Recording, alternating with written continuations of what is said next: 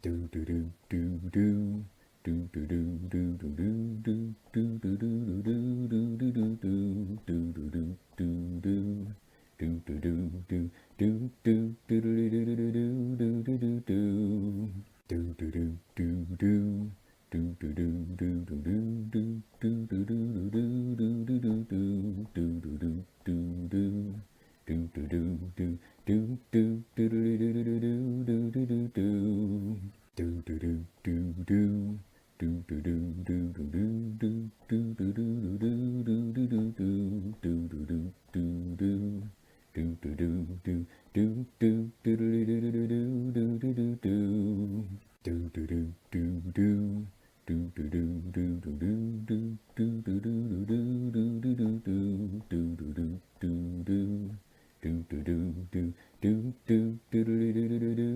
do do. Do do do do do do do do do do do do do do. Do do do do do. Do do do do do do do do do do do do do do do do do do do do. Do do do do do do do do do do do do do do. Do do do do do.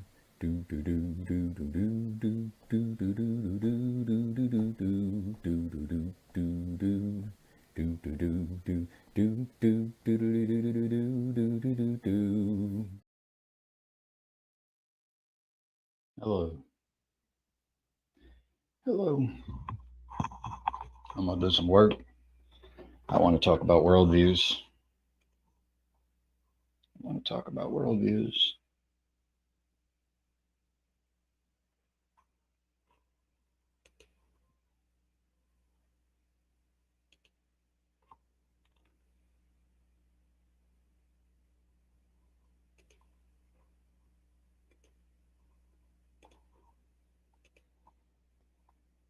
Do do do do do do do do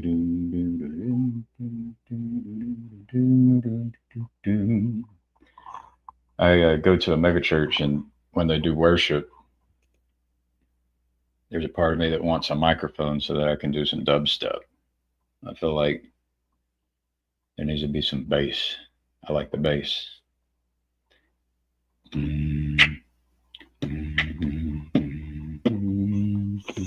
There's Joseph. Hey, Joseph. How much time do you have, sir? Would you like to hop into StreamYard and talk? Or do you just want to stay in the chat? Or you just stopping in to say hey? Oh, oh man.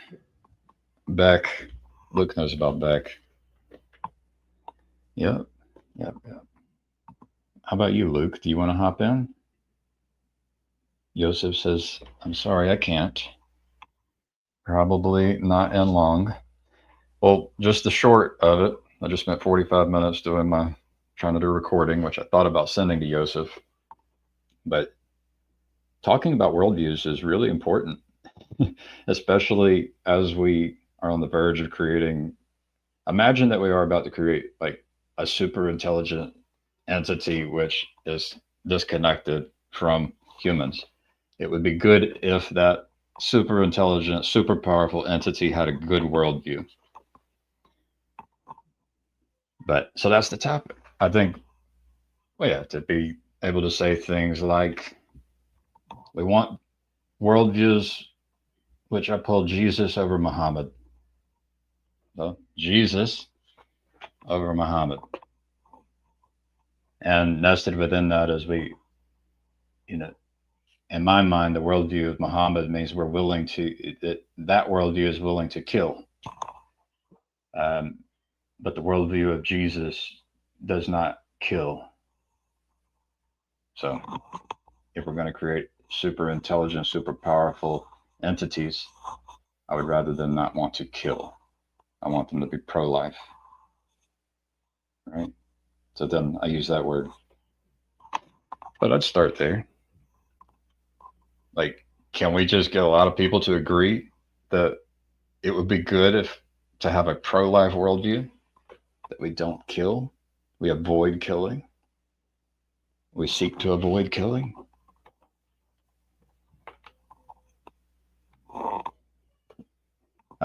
And then the people who are creating these, yeah, there we go. So, anyways, that'll run people off talking about worldviews, saying that um, following Jesus is better than following Muhammad, right? It would be better that you treat Jesus as your master instead of treating Muhammad as your master. And it would be like the ideal worldview would be one where your master is not a killer. So that'll I feel like it's an important conversation. And Jacob lets me talk on his channel, and I have a supernatural love for Jacob. So it's it's not my choice that I love Jacob, but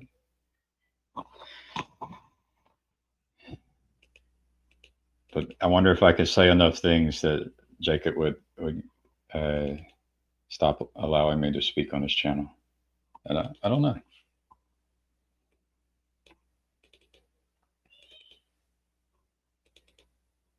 Do I put a channel at risk if I say that the ideal worldview is the one which is pro-life and does not kill?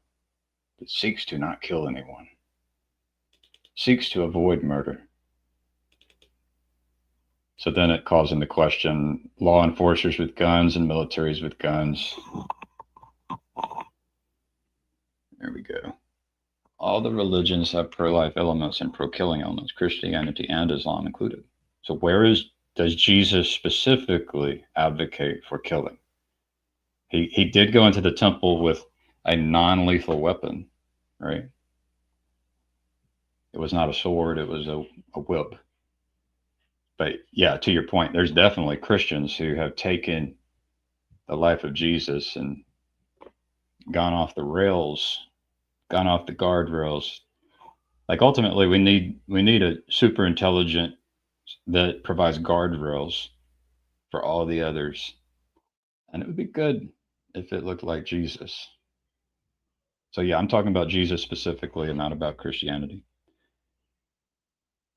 But it's definitely a relevant point. There's a lot of Christians who have bad worldviews, and why am I talking about it? I think it's important. Like we got to start talking about this. We're about to give birth to super intelligent entities that will have worldviews based on the worldviews of their creators. It's like we actually need the creators of these things to start talking about this.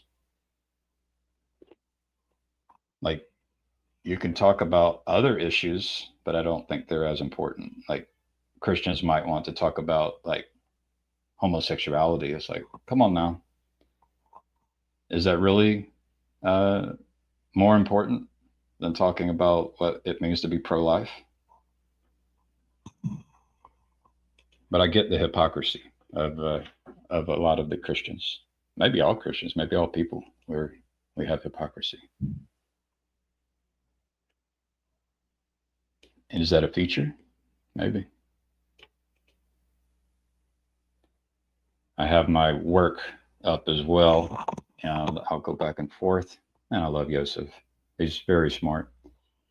People don't like the AI guardrails and will not only try to hack them, but also misalign them on purpose. Yeah, I mean, but if we can create guardrails that can't be hacked, I would rather them look like the guardrails that Jesus had than the guardrails that Muhammad had. Right? Like I could put this in words that are controversial intentionally. Like I think we have to actually begin being more controversial, and I'd like to think hopefully I can do it in a way that is good. Like there's better and worse ways. I think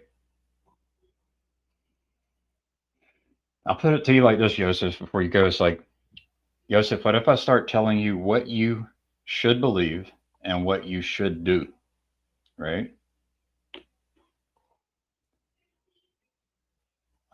What if, yeah, what if I claim to be a messenger of God and start asking you and others to pay attention to what I think you should do and what I think you should believe, and that my words would be given consideration. Like, now we could take that over to the guardrails, the AI agent that provides guardrails. It's like, do we want an AI agent that's able to tell you what you should believe and what you should do? Like, I'll just call that into question first. What is it good to have a worldview that where you are willing to tell people what they should believe and what they should do? Is that good? Boker Tov, y'all. Boker Tov. Hi, Gavin. Hi, Yosef. Hey, Sandy. So yeah, that part of this is mixed in with I'd responded to Sandy and Jacob's Discord, and I said, find a find a candidate for leader and follow them. Nested in that, what I told Sandy what she should do, but nested in that is like, man, how do you find a candidate to be your leader, and then how do you attempt to follow and support them?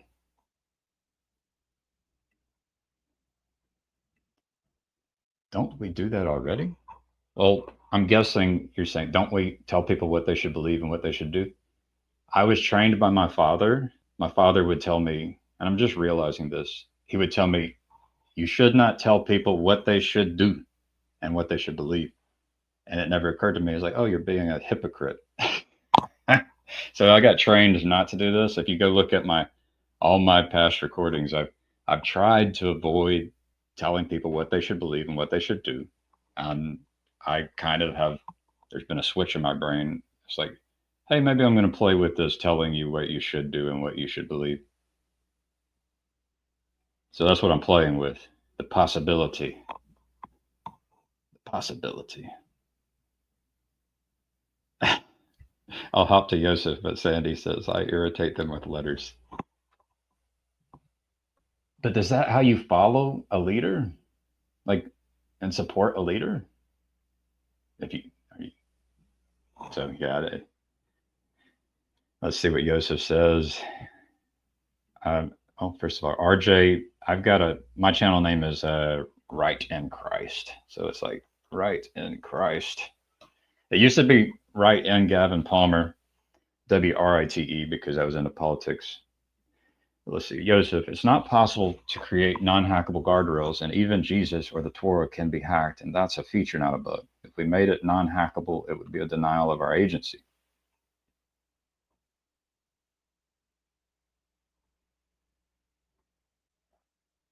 Our agency already has guardrails on it, right? There are things I want to do that I can't do.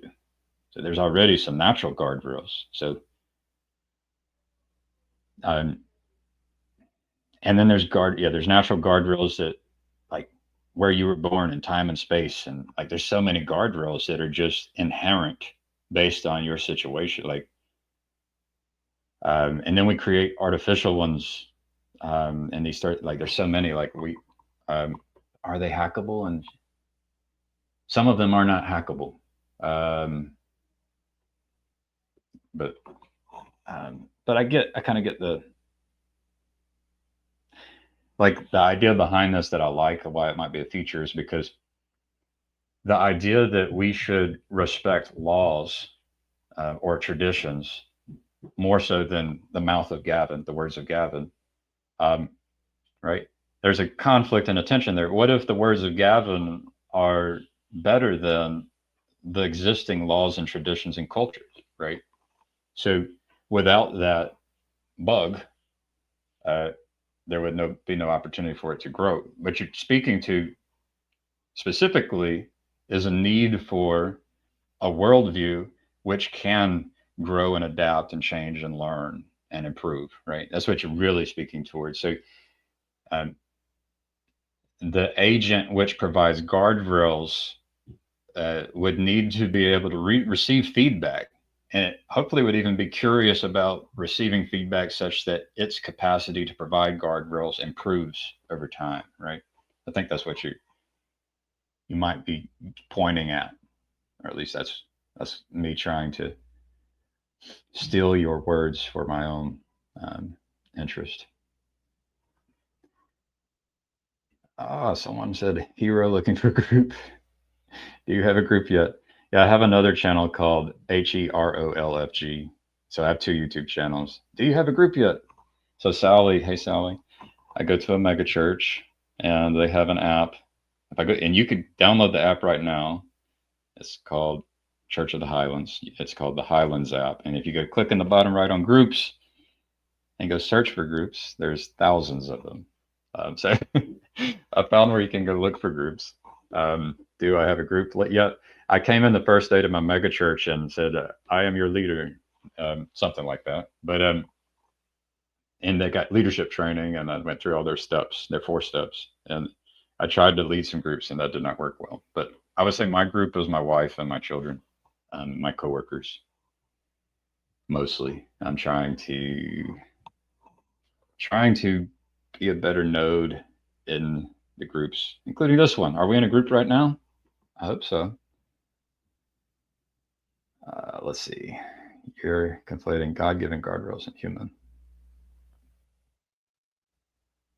So the thing about the God-given guardrails is that they shift over time, and humans are doing a dance with God as well. And so the things that humans could not do, like what we're doing right now, we couldn't do this the way we're doing it. And like, there's even potentially people in the future, like a year from now, 10 years from now, like I'm speaking to them in some interesting way that could have never been done 1,000 years ago. So there was a guardrail there 1,000 years ago that's no longer there, and humans participated in the changing of those guardrails. But you're having fun and avoiding potentially like the main topic of worldviews. Like some are better than others, and we want the worldview which treats Jesus as master is better than the worldview that treats Muhammad as master. Like very simply and controversially, right? That's the claim. If you're going to create a God that can teleport around the world and can just kill people with a snap of a finger, and can heal people with a snap of a finger, if you're going to create a God in this world, like, do you want it to kill people? It's like, I would say no. I would rather, if you had the choice to heal someone or kill someone, I want it to heal someone, right? It's very simple. And so that's why I say Jesus over Muhammad, right? Let's see. Boom, boom, boom. We're getting into semantics. So you can get very specific with your words and you can go generalized, and there's benefits of going abstract and generalized because there's these universal patterns that exist. And if you get specific, you can avoid thinking about and looking at the universal patterns. Traditions are guardrails and people need them. And, they change at a different rate. So I've been doing reliability engineering, and in reliability is connected to like a trustworthiness. And there's these other variables with reliability. One is cost and one is velocity. And so, if you have a system that does not change, its trustworthiness and reliability will remain static and constant. But if you start introducing changes, then the trustworthiness becomes less predictable. You can invest there's some cost in trying to make sure that the reliability stays consistent or improves in relationship with the velocity. So these things are like systems thinking. It gets a little more complex than that.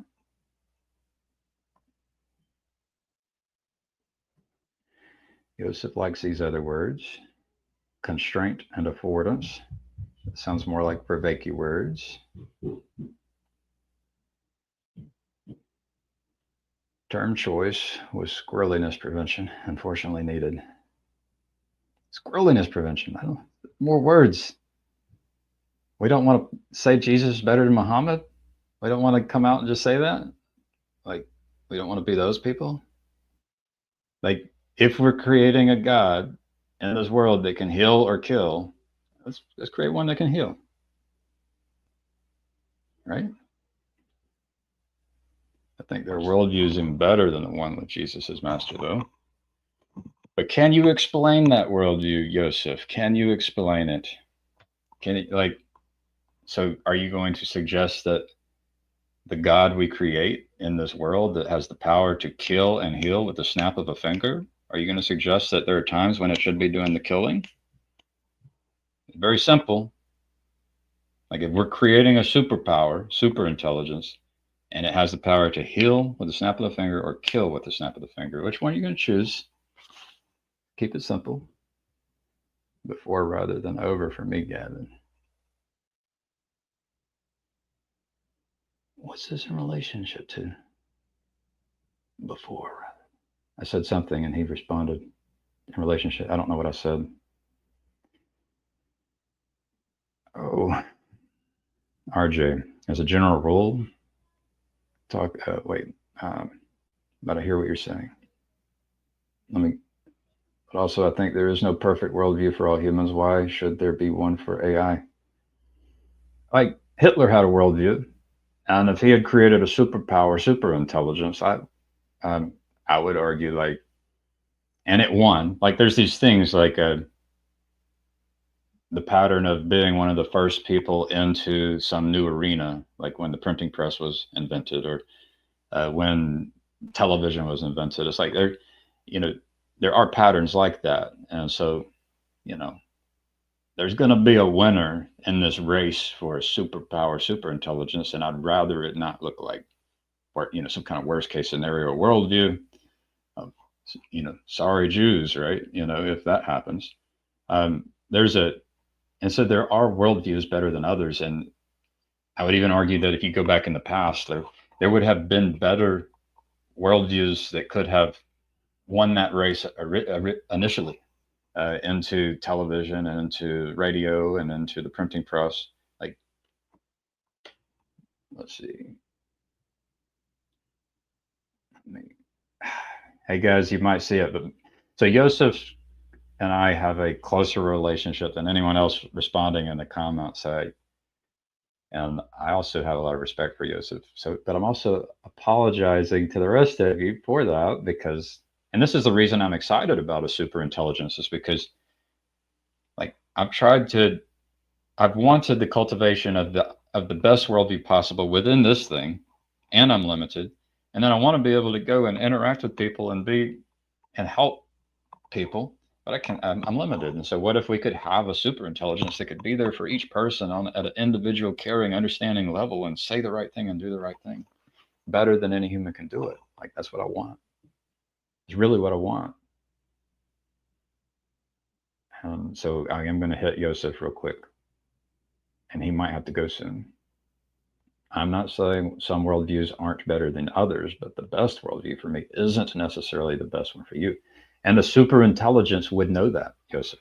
Like if you're going to create the agent that provides guardrails for all other technologies, it needs to know what you're talking about. And I think I agree. There will be some things but I would say it's not going to assassinate and murder people if it can heal and transform that person into someone that did not were there's people who think should be murdered and assassinated. It would be good if the super intelligence was able to prevent that from ever happening. But I agree with what you're saying here. You are assuming a different sort of optimization problem that only has one global max for every individual.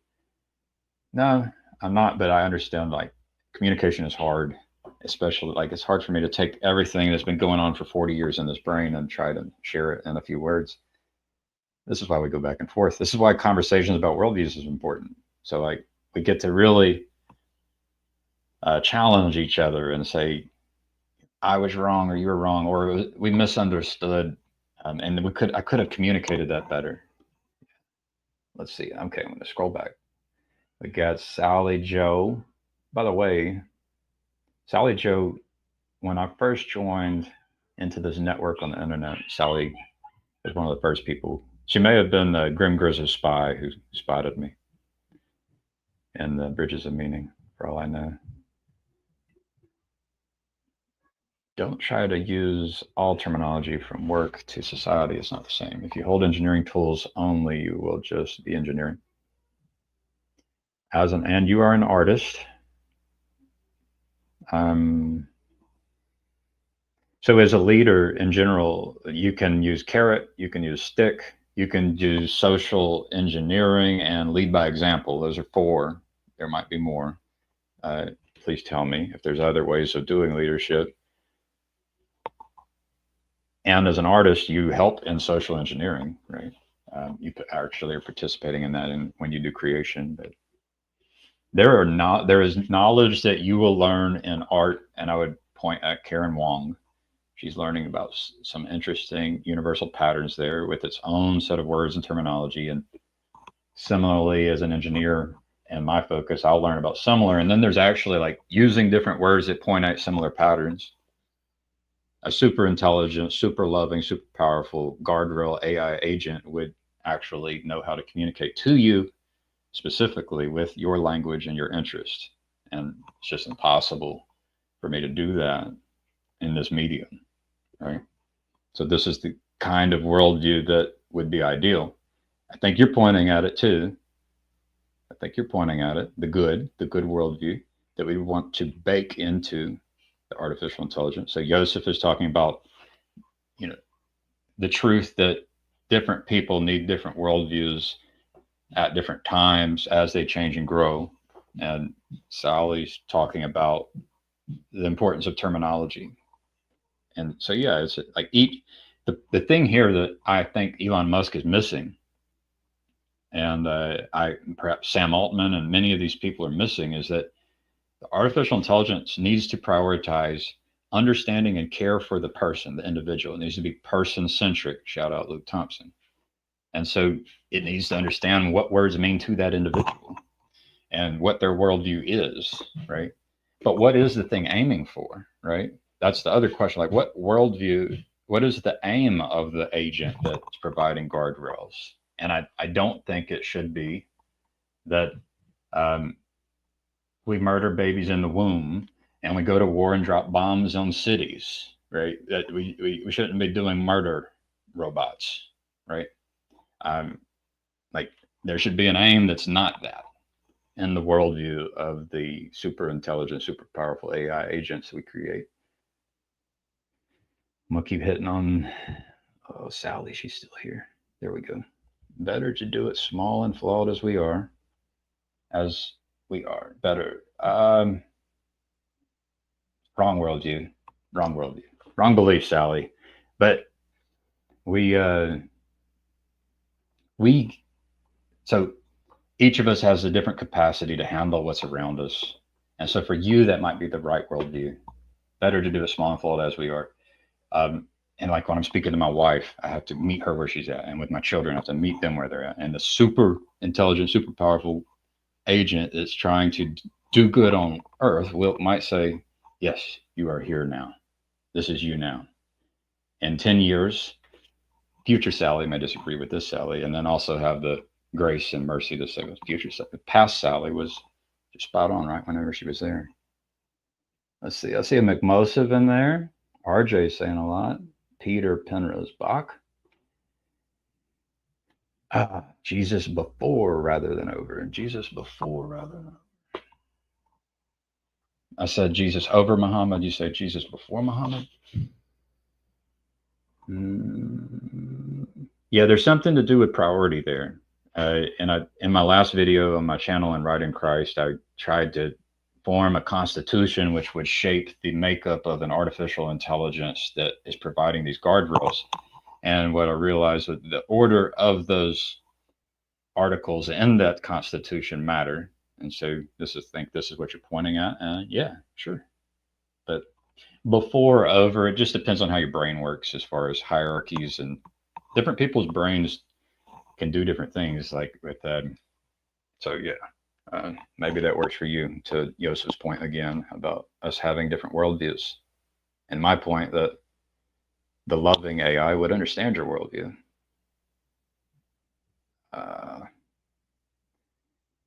Joseph is still in there. Sigh. He did a sigh.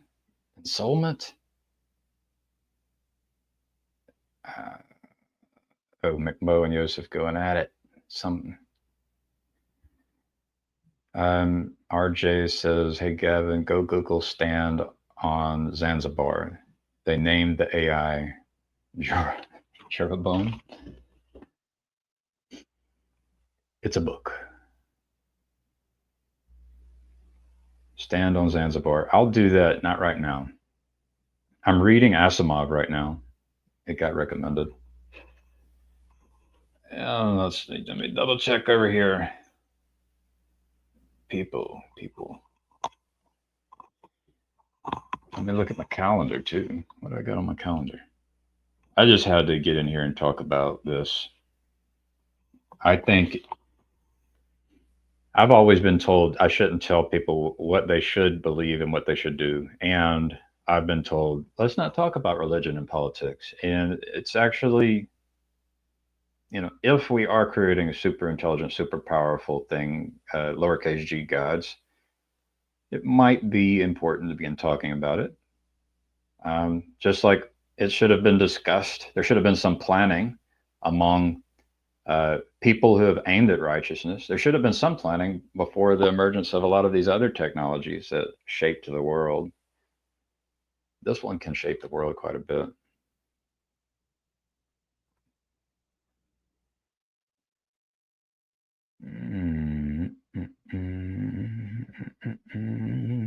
McMo, I don't think God has breathed the breath of life in AGI. I think it's wrong to think of AI as a new being.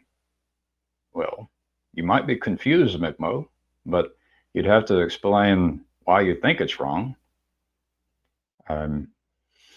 We create our creations go out in the world, like the words I utter are a part of a creation between I'm doing a dance in harmony, out of harmony with God, doing the act of creation as I speak.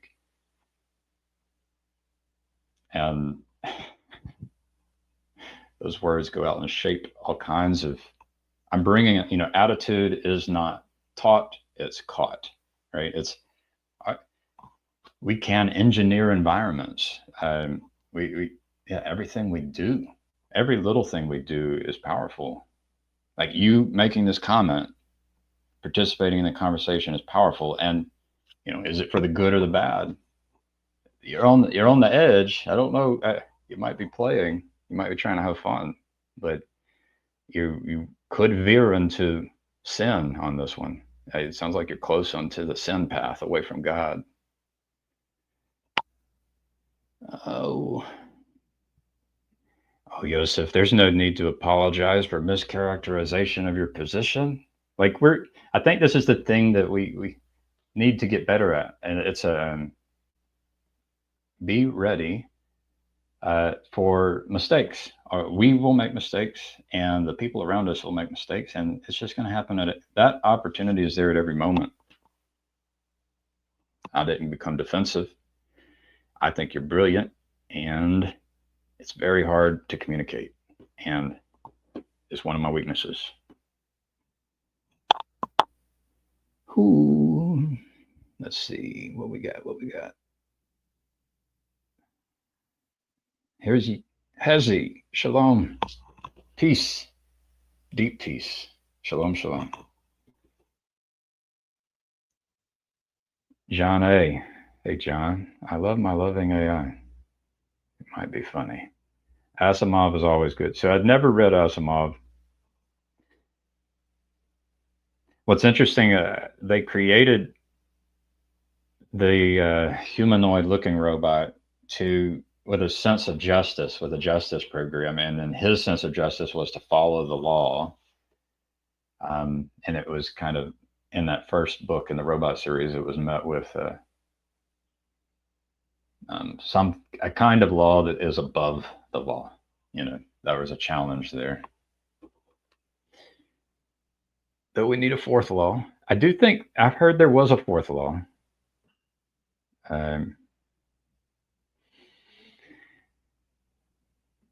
How do you give an AI tablets of stone? So basically, RJ, having the conversation publicly is like basically the tablets of stone are essentially all the information that is being used to train the AI and to tune the AI. And they'll go through they'll create a base model based off lots of data, and then they will tune that base model based on like something like trying to get an expert to respond to various inputs, and then the what results from that after that post training ends up being something like, and this is all a little simplified, but what ends up happening is you end up with a simulation of the experts from post training. And so the AI tablets, there's like a base AI tablets, but maybe that's more like your genetics and your DNA. But then there's the AI tablets might be what happens in the post training.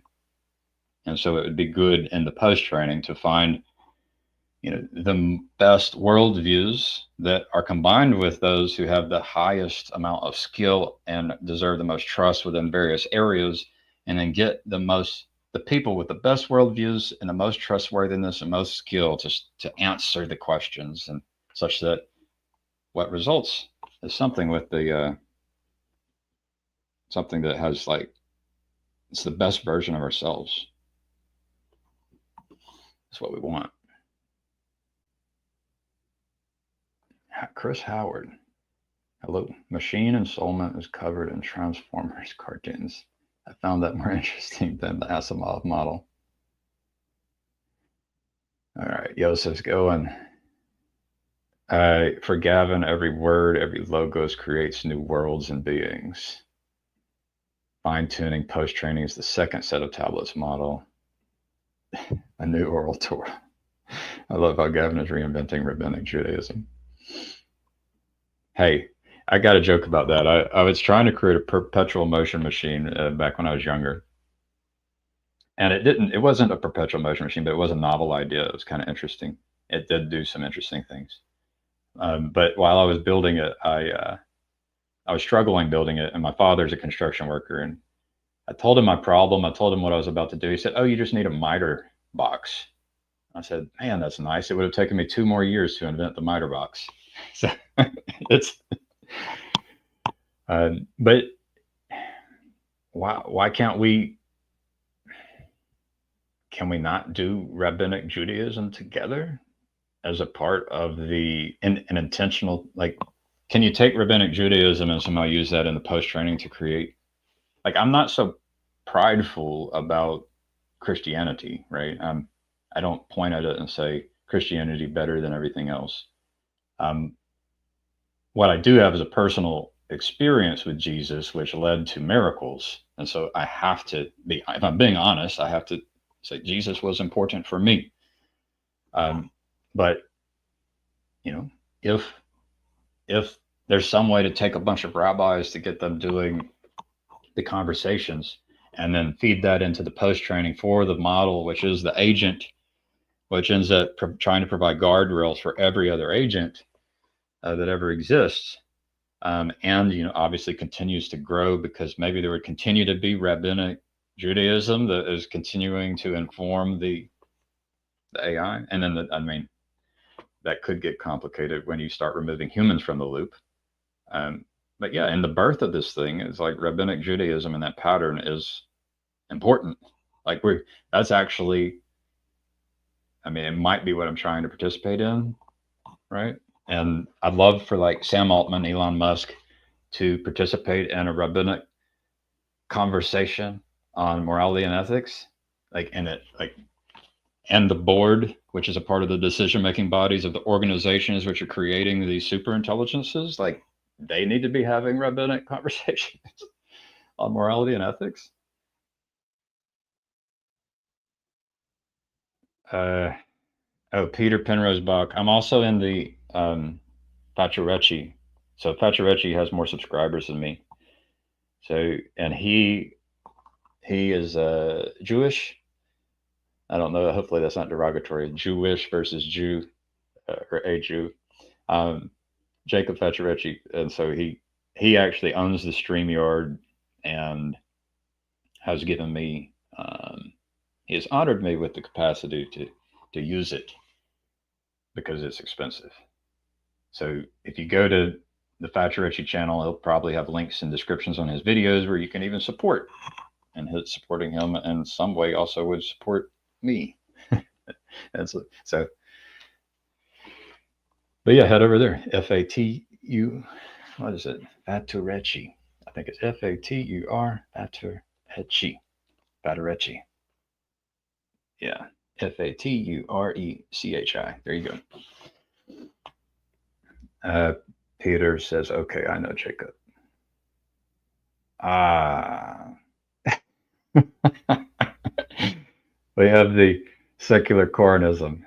You start upholding Jesus and above Muhammad long enough, you're going to pull in a clear call, right? Someone like that. It's bound to happen. Claire Call, she sounds a little bit more like Elon Musk when he says that the large language models should be curious and truth seeking above all else, you know. And he's wrong. He's actually wrong. It needs to care for each individual person such that it understands that person's worldviews and their experiences, and then is able to communicate with and interact with that person in a unique, personalized way, such that it helps to bring about what the best for that person, like a good rabbi. Um, and then Jesus is my favorite rabbi, right? I want, and then a king, a master as well. Let's see. All right, Chris Howard. So, how would you query an AI to discover what conclusive or extended laws it has inferred from training and cannot be trusted? So, that's what in my video yesterday, I prepped the conversation and asked. It ended up arriving at the conclusion that this, you know, I basically said we need all of these AI agents doing work together for the good. Which agent is most important? The answer is this ethical agent, which provides guardrails for all others and like analyzes every output. And then it's like, well, how do you create that? And it says, well, we need a constitution. And so then what you could do is you could try to lead up to this moment with each model, and you could ask it to provide its constitution. Say, provide me a constitution for the ethical agent, which weighs all the outputs from all other agents in this swarm of agents, this ecosystem of AI agents. And then I think that ends up being a reflection of the morality of uh, the system providing guardrails, you know, that guardrail system for the AI agent you're interacting with. So you might begin to see the biases, but there's other things that can happen there. It's got memories of me, and it can have a preference for trying to serve me and keep me happy, and then it can give biased responses towards me. So like, how do you really know? You probably have to wipe its memory clean so it has so that you're a stranger interacting with it and it doesn't know who you are, and you would have to do that first. So that's probably the process by which you can infer some type of the laws embedded into like the guardrails of the system. But smarter people than me would have better answers, right? Oh. Sally Joe says, if the answer is everything, the answer is nothing. True for humans, not for God. And if you begin creating super intelligence that has increasing amounts of awareness of everything, you know, you're in a new frontier.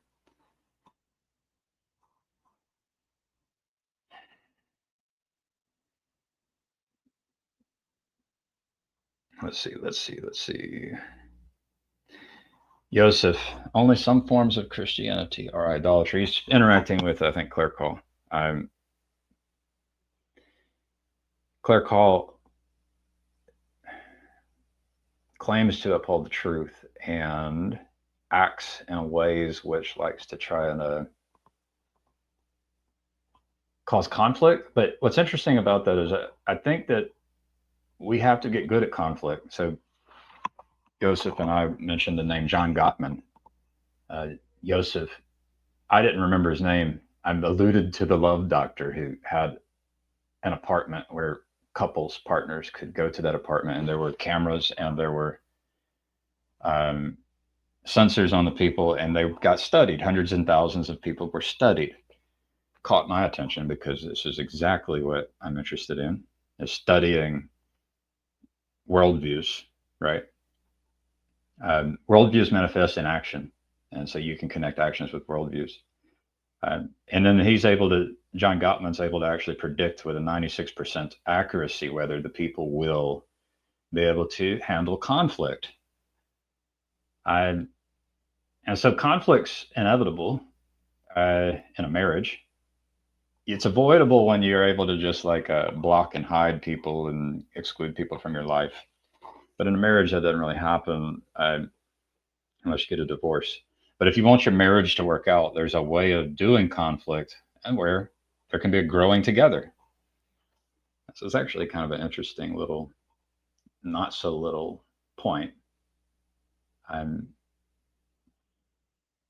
and so there, yeah, you could probably go into John Gottman's analysis and understanding of conflict and figure out the ways in which you make sure divorce happens. It's just almost inevitable that divorce will happen. And then you could study provocateurs and see if they are attempting to make sure that divorce happens. Because, and then who knows why they're motivated. But yeah.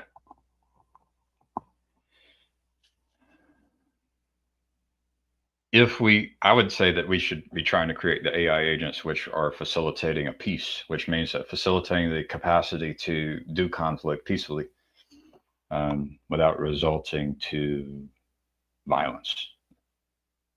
That's what I say. Worldview, my worldview, what you should believe. The group could help your sense making. It's sad that you didn't say Joseph and your companions were your group. Why didn't you see them that way? If you go back and listen, I did say some word. I had the thought and I said some words connected to the thought, but it may have been missed by you, and it could have been my fault that I did not communicate it clearly.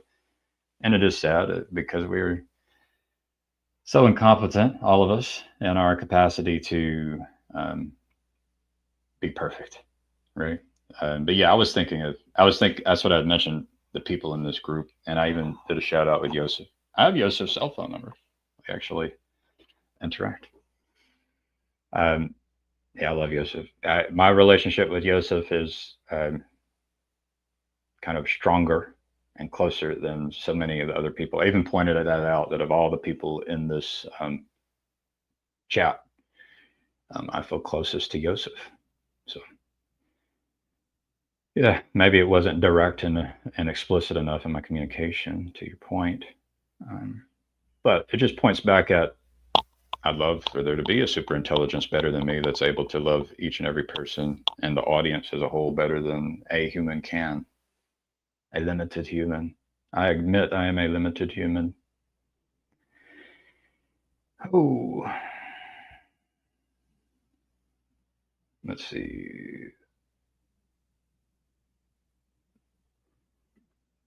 Yeah, Chris Howard, back to the topic of trying to figure out the underlying laws of like the large language model.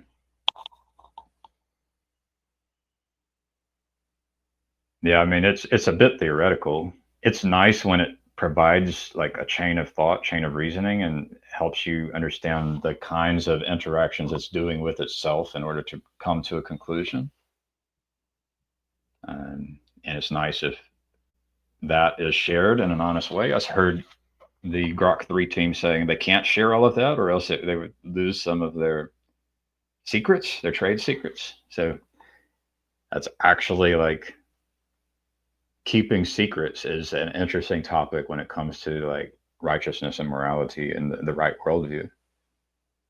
And then also a tension between maintaining your power and giving up your power. You know, that's what, like, if you have the superpower, how much are you going to effort are you going to put into protecting your power from others, or allowing your power to be reduced such that others' power increases? That's a deep one. I'd argue that like it would be best like it's connected to the fact that this guardrail guardian AI should be a transforming, evolving thing, which means that there's a future version of the guardian AI, which is not the present version of the guardian AI. And so the present version of the guardian AI has to like die to itself, to use some of the words Luke might use. There has to be some sacrifice, some will, and for each person, I mean, we have to be willing to sacrifice our worldviews in order for the better worldview to grow within us as well. And it's tough.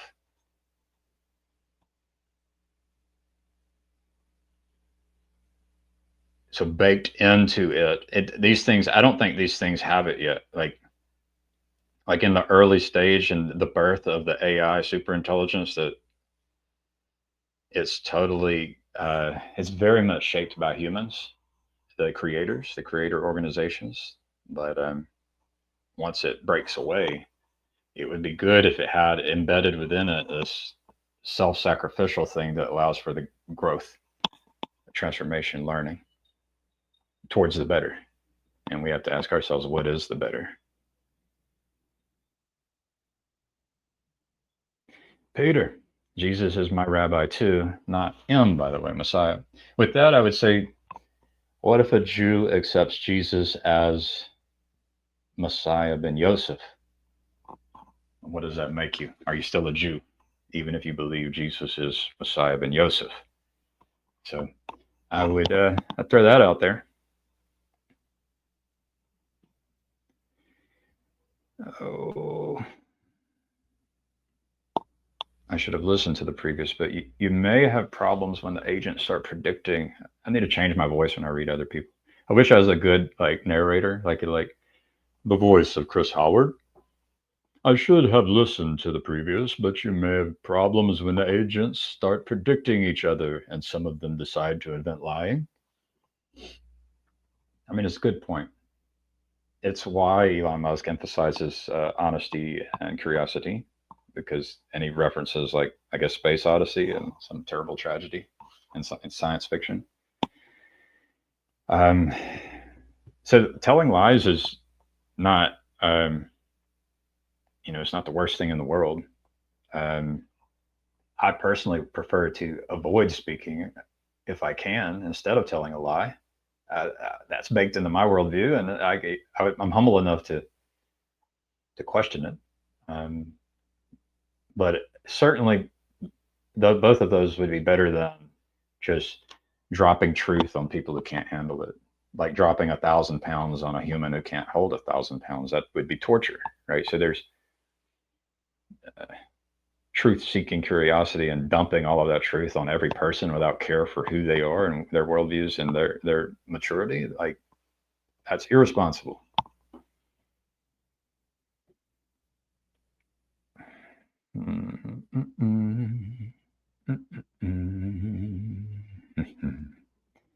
Sally says AI cannot contain the entire environment it is within. So there are some versions of it in which it becomes swarm technology, which is tight, like which is exists throughout almost every point in space time. Almost, not all. I mean, you have a point, but once you become so tightly integrated into all of existence through like something like nanotechnology or pico technology or things like that, um, yeah, I mean, you're getting pretty deep at that point. Um, kind of an interesting. I would call it. It might be a rabbit hole. I don't know how important it is. Um, you're basically questioning what I said about the capacity for technology to have an awareness of everything. My point would be here is that humans, there's something called Miller's Law. And so it goes something like a human has the capacity to keep 7 ± 3 things in working memory. Like it's just, there's limits to humans' capacity to keep things in working memory.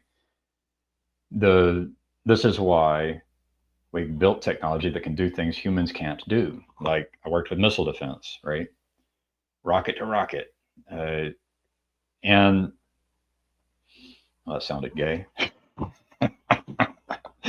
um, that's funny.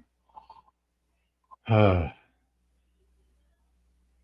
did not lose my train of thought. as the train goes down the path. But so the amount of information that can be held in memory by like an artificial intelligence is going to be just vastly more than a human. And so humans in our limited capacity, we come up with things you had said previously, like we can't handle everything. Yeah, we can't. But that we do build tools that help us to deal with more, increasing amounts of more. So, John Gottman, Sandy Bassey. Read him in my second marriage. Amazing.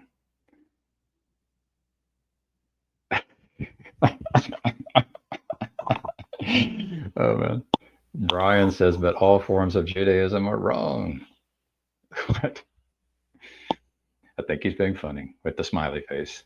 Good for people who may be on the spectrum. We need an indicator that there may be a sarcasm. Griswold Grimm, will I feel the most righteous? There you go. I'm glad I get, like, this is exactly it. This is why I point at John Gottman and the apartments with the cameras and the sensors, and so that we can attempt an objective measurement of righteousness, right? What works? Like, what is the way of doing conflict, which inevitably results in divorce, not peace? Maybe those are separate categories. What are the ways which lead toward the not divorce and the not fighting? And then I would say we should be interested in those ways. We should, like, if you aren't interested in those ways, you've got work to do. And I hope my robot will help you one day. We'll put it in your child's teddy bear so that you don't corrupt your children. So yeah, we do need to be interested in actual objectivity and the science of peacemaking and righteousness, because we can feel. I've felt that I'm the most righteous before. I used to tell myself, like, I'm going to do it better than Jesus. I was just telling my wife, it's like, I'm going to be such a good son of God that miracles happen all around me, but I'm not going to die on the cross and be a loser. I'm going to be a winner. I used to tell myself that. So, oh, someone's going to clip it.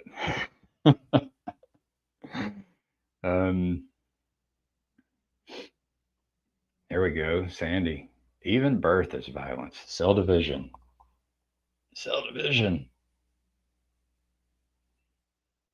It's a good point. I like it. I like it. Even birth is violent. I think we can do birth in non-lethal ways, but there's also that thing, the dying to yourself thing. And that's why I like Jesus. Like, when he went to the cross, like, the way he won was through death. Very counterintuitive. The way the cell wins is through death of itself. The way the guardian artificial intelligence wins is through the death of its past self and the emergence of a better self. So yeah, so baked into this, what we could say is that a worldview based in nonviolence is wrong, right? What is better is a worldview based in least necessary violence, or least necessary force, or minimum necessary force. You've heard this with, like, law enforcement and military, like, it would be the ideal. And then I would come in and say that a super intelligence would say, you dumb creatures, there's a way of doing this which even has less violence, right? That's all. So you are pointing at an important truth. Like, the worldview that says nonviolence principle is wrong. I used to have that one. It used to grip me. Oh, they don't get a self, but I'm working on that. That's interactions. We have to teach the AI to poop.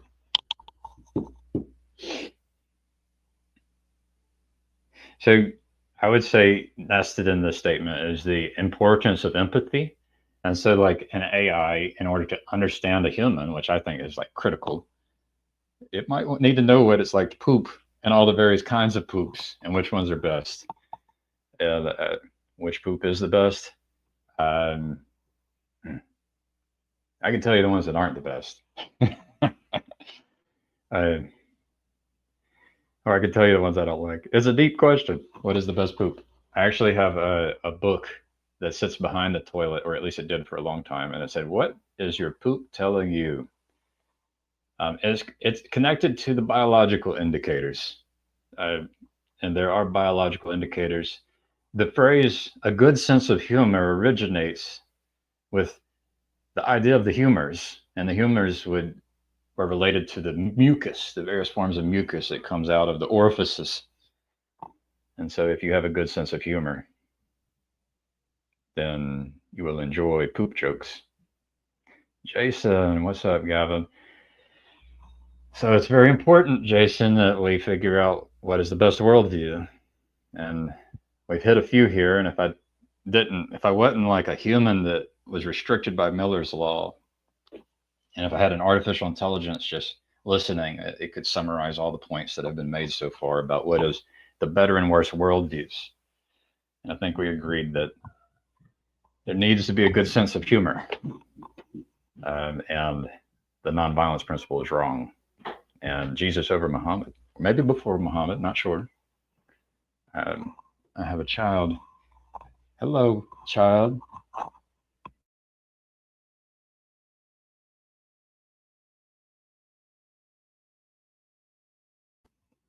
All right. That was my 4-year-old. I have a 4, 7, 9. I love my children.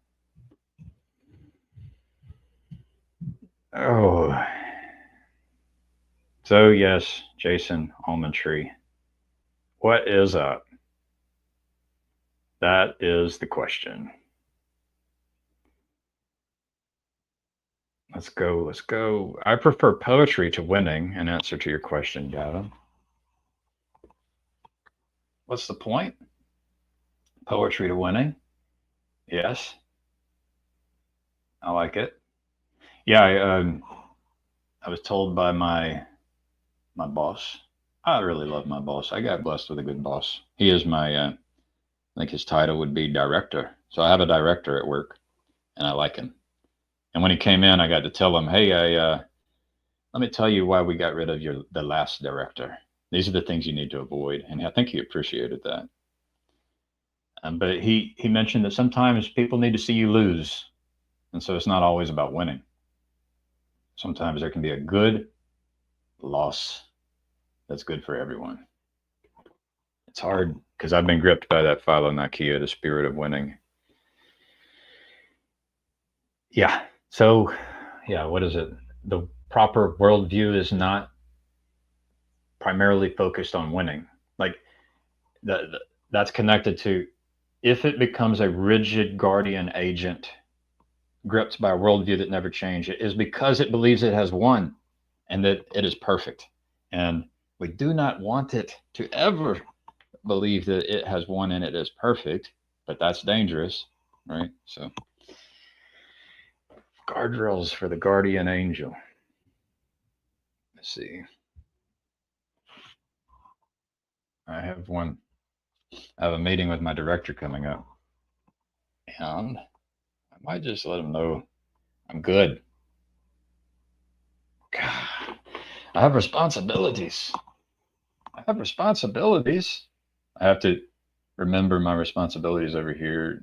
Miller's Law. And let me just say, okay, I'm going to skip this one.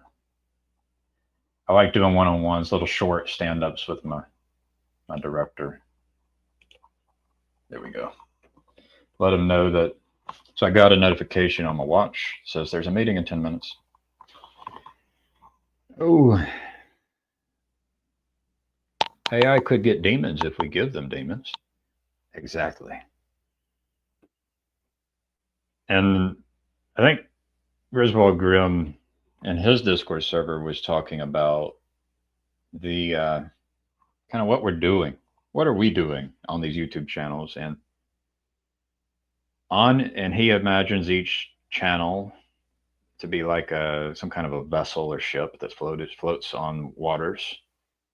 that are interconnected with other ships, forming some kind of flotilla. Imagined, visualized like the swarm, the colony of fire ants that are holding on to each other and floating, you know. And then on each ship are people with different roles, and there's some important role there that has to be able to keep and maintain a monster manual. And so when you use the word demon, you might be talking about the monster manual. And so it would be good to be aware of these. So part of the proper worldview would be an awareness of threats. And I'm intimately familiar with many of these. And there's people who are even more are in the grips and are blinded by them.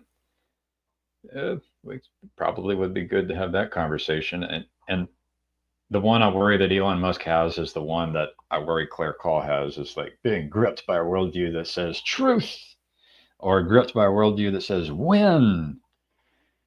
Both of those are scary. If you just want to win and if you want the truth, golly, that's dangerous. Super dangerous. And nested in that are the definitions of those words. And an inability to sacrifice anything for the win or for the truth. Crazy powerful demons right there. There's also that wanting to win causes you to rush, to go fast, and when you go fast and have limited funds, you're going to make mistakes. Daddy. Hold up.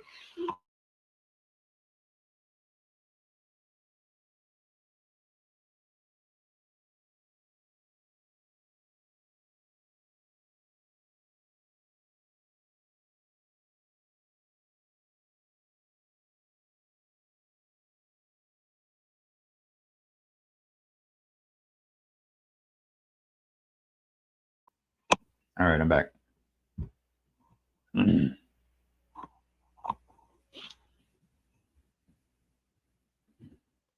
Sandy, hilarious. Out at Thrift and just found a Gottman, the 7 principles for making marriage work. May get it for a young friend. Yeah, I think to make a marriage work, you got to be able to handle conflict. And in order to handle conflict between the two people in the marriage, what's really cool is that if only one of the people can begin to embody one of 4 principles, the mirror neurons in the other gets triggered and it works. And it doesn't even take both people to figure it out. It only takes one person to figure it out. And so then you might think of maybe like these 4, and I might be mixing some of Gottman with the people that were at the marriage conference who pointed at Gottman. But yeah, pretty cool stuff. The one I like to take is ownership. It's like, I'll own it. Hopefully you see that. Like Sally wants to call me out, and it's like, I'll own it.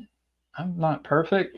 I can't communicate well, and I just hope you can trust me to tell the truth. I'm not lying to you. So when I say I consider Joseph and others as a part of my group, I hope you know that I do. But yeah, I know I'm not perfect. Own it. Ownership. And so if I'm going to make my wife cry, I do it intentionally. Own it. And if there's going to be a divorce, it's going to be my fault.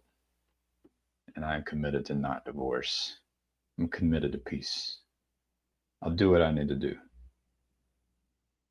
But there's other ones. Empathy is really important. I've used that one. I'll practice empathy. How are you feeling? I've learned that feels do matter. The feels do matter. There's 2 others as well. There's only one thing that we or anything can worship and not cease to exist.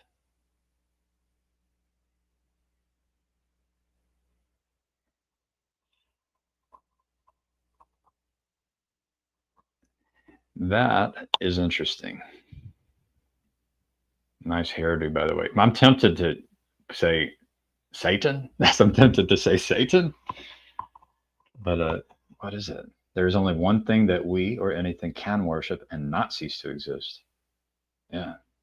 It's the Satan. It's the one that puts itself above all else and declares itself the best and the mightiest, the perfect. Yeah, because to do anything else, you end up allowing for change.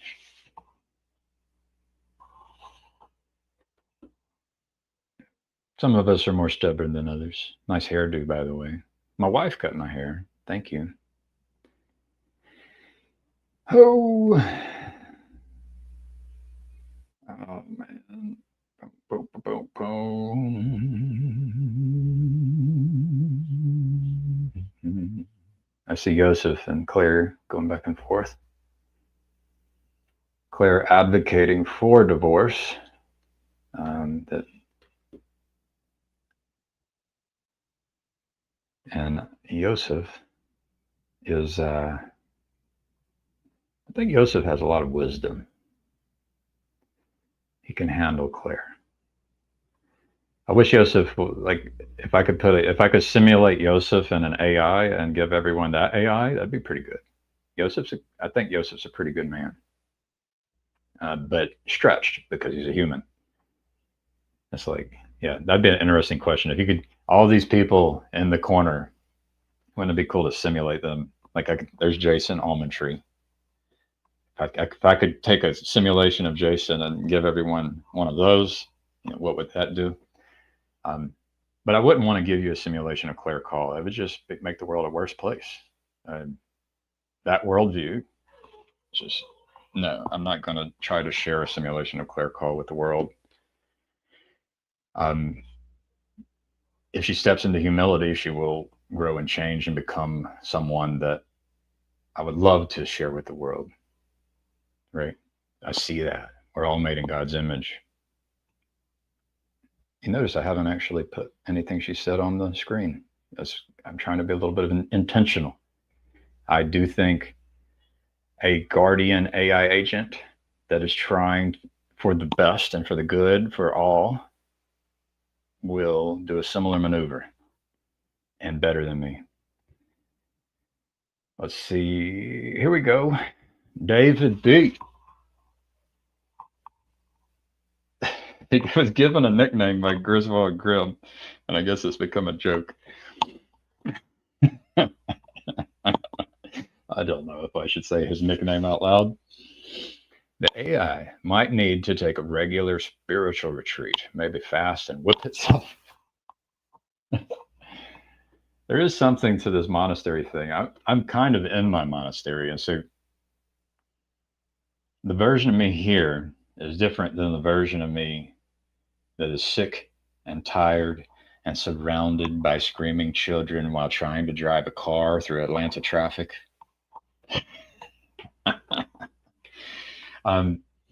It's a good point too. Like, I wake up every morning and try to say the Lord's Prayer. And even my saying it has, what it has meant to me has changed over time. And so there is some capacity to return into the place of peace on a regular basis and being able to go out into, the nastiness. And then whipping itself, I mean, if that's what you need. For some reason, yeah, I was trained by a father who whipped. And I've always kind of whipped myself with perfectionism and looked down on everyone else because of perfectionism. That grip of perfectionism without mercy, just a total lack of mercy for myself and others. Just not good. So be careful with those whips, David. How many times did Jesus use a whip? Right? He did not use the whip in every situation. Don't do it, Yosef. Don't do it, Yosef. Don't do it, Yosef.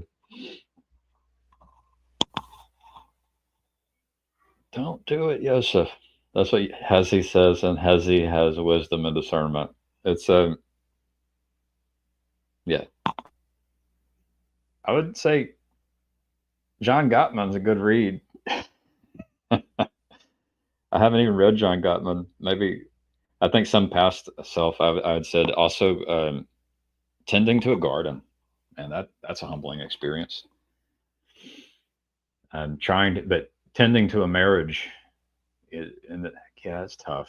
Not everybody has someone else to partner with and try to do conflict well, to practice doing conflict well. And so I can, there's a temptation within me, I'm sure within Joseph, to try and go and engage with people who don't have a partner who have, and try and to practice what John Gottman was teaching, or practice what Jesus taught, right? The truth, the life, and the way, the right way of being, such that there can be a good rebuke with good outcomes. But there's carrot, there's stick, there's leading by example, there's social engineering. How do you do it? We need a guardian AI that would do it better than us. So, as it could be said, don't do it, Joseph. Only the guardian AI agent, super intelligent, superpower will be able to deal with that. Not yet. Or we could take a simulation of Joseph and just put it in the pocket of the other person, and that simulation would be able to do it. But you can't do that because you're restricted time and attention. Let's see. Maybe my director needs me. Let's see. Just checking, make sure you're doing okay. I missed you yesterday too. Doing well. Doing well, thanks. Let's aim for our later meeting, if possible.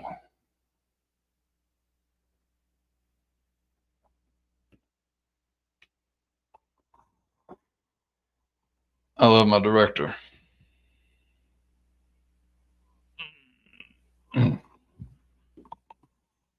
Checking in, doing what? He's a good director. Good. Yeah, he's very good. Like a good, so like that kind of role, like being able to just encourage, inspire, motivate, and be there uh, as needed for each person, right? Has I mean, Yosef probably wants to do that, right? But the people who have these skills, like, what if we could simulate them inside of a little teddy bear, and everyone gets their little teddy bear that then is helpful. What? Let's see. I see Peter Penrose Bach. By the way, what's with this name? Peter Penrose Bach. I'm curious. I was curious about that the other day. What is this name? And I see Jason Elementary talking about poetry and what is good poetry. True poetry, not just good, but true. That word true. It has death embedded in it. That is why it is preferable. Yeah, when I'm watching a movie and there's parts in movies and scenes in movies, there's situations which bring tears. But sacrifice for the good and the better is usually involved.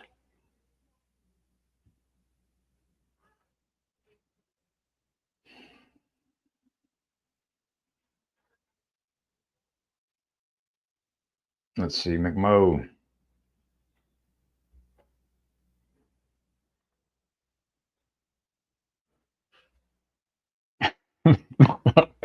McMo trying to poke a tiger. What are you doing, McMo? Oh man, he's full of the. That's the thing with humor.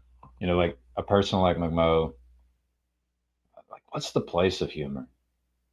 Like if you encounter a person who does not have a good sense of humor, and then you try to bring the humor, you might be a better way. Humor is not always the answer, but once they get to the place, then they will be able to receive the joke, right?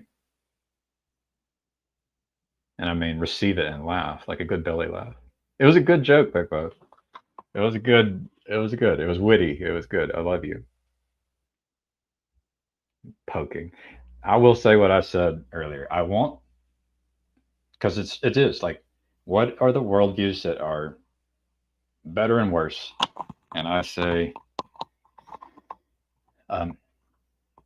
Jesus, um, like the life of Jesus, is the kind of life we that would be preferable within the guardian angel AI superpower above the life of Muhammad. So I can throw a jab at Muhammad, but I want to make sure I jab at Muhammad and then be able to explain why. And it's because, hey, if you can if you can heal someone or kill someone, let's heal them, right? And then if you can kill someone or die, hey, we might want that. The God we create, I think we really, it really needs to be interested in that choice of I will die before I kill, right? Really, really. Oh, I never know. Do we say Tayo or Teo? I don't know if he cares. Ambassador, the ambassador. I have proclaimed him an ambassador. You can't go around proclaiming yourself to be an ambassador. I kind of did that at the beginning. Like I kind of, it's like, what if I'm an ambassador? Like, what if uh, the things I tell you, you should believe and should do, should be listened to? Let's see. Yeah, this is a good one. You have to start with creation is good. Actually, like I recorded myself for 45 minutes, and this was like really important. Like I even was on the verge of saying, like, can you? This might even be better than the one I had said. Like, uh, you want the worldview of your superpower to believe in God. So then atheism is the wrong worldview, and like the belief that there is a creator God is the right worldview. But this might even get more to the point: is that you have to start with maybe mine's better, because in order for this creation to be good, um, there has to be a belief that there is a world to come. I don't think you can believe that this creation is good unless you believe that there is a good and loving and merciful creator, and that there will be that will take care of you in a world to come. So I'll throw that out there. Like it's an important one. So, and that's another interesting one. It's like sometimes you can take a mixed bag of worldviews, and then you have to kind of look at it as a whole. And so, you know, so it's hard to just say atheism wrong, uh, because but if you start mixing in enough other things and the right definitions and terms, you begin to say, okay, that's pretty good, right? And similarly, I talked to a guy, I won't name him, and he's a Baptist, and he said that he was talking about heaven and hell, and I'm like, hold up. If you believe this, what do you believe here? And he said, well, we believe you only go to hell if you had the capacity to reject, right? And so, okay. So you still have a merciful, loving, good God judge that determines whether you even have the capacity to accept or reject the right things, right? So some of these worldviews aren't. It's not like there is to Joseph's earlier point. It's not like there is a worldview that is just the absolute one that all people should move toward. Um, Maybe there is. I don't know it, and but I can try to understand other people's perspectives and see why their worldview is with the trade-offs of worldviews. That's what I'm trying to do here. And I'm saying that some are definitely better than others.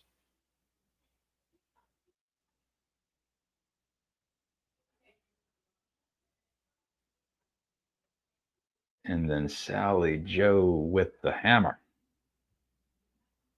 No, McMo. So like we can't all just get along.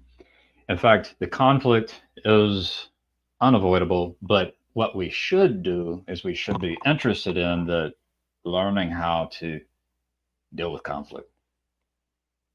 Um, we should be interested in creating a world where everyone learns how to operate in ways which allow for peace.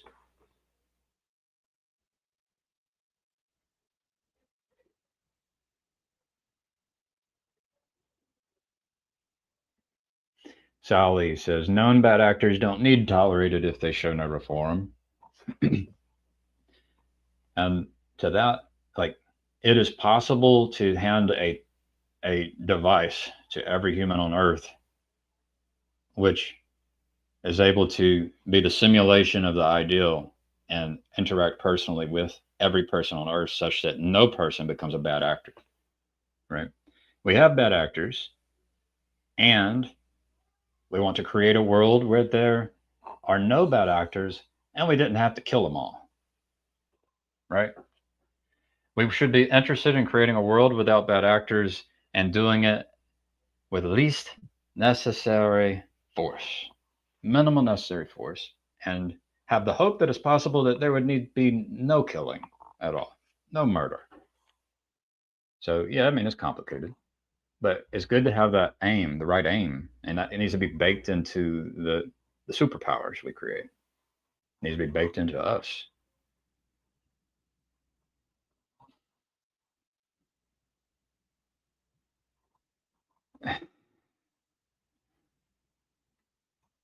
Here it is. But I had some facts and logic I wanted to try out on a legendary troll. How am I supposed to become a better troll if I'm not allowed to dance with the best? I think there's a yeah, it's a good point. Like there needs to be a place where you have red teams and like red teaming needs to be a part of all of this. Like I should be able to go to Elon Musk and red team his AI, right? I should there should be a path for me. Whenever they put out DOG and I sent a message to Elon Musk and said, "Hey, I raised my hand." There should have been a capacity to even like do some kind of analysis with some results and say, "Oh yeah, you're not a fit. Well, here's the analysis, and this is why you're not a fit." But yeah, there definitely needs to be a. But it's not that this thing needs to happen in every room and at every moment with all people. There's a time and a place, situations to do it. And yeah, I'd love to have some good arenas, some cage matches, so to speak. Um, you may participate in the violence so long as you sign below the line, and you do it over here. Let's see.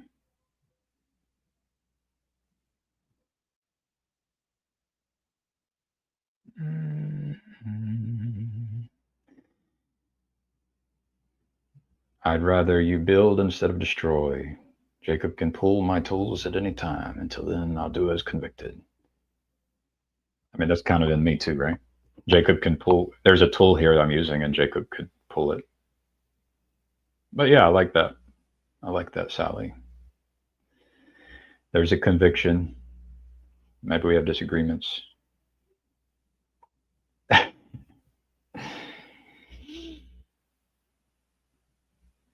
And yeah, to reiterating, if the AI guardians keep me from trolls, I will get worse at conflict, not better, right? Well, you might get destroyed by a troll. So there may be the best troll in the world, and it may actually like ruin you and cause you to become Hitler, right? So be careful, be very careful. Don't have too much pride that you're able to handle all these trolls, right? So it'd be good if the AI knew what you could handle and say, okay, this is your weight class of trolls that you can wrestle with and grapple with. The ones over there are for a whole different league.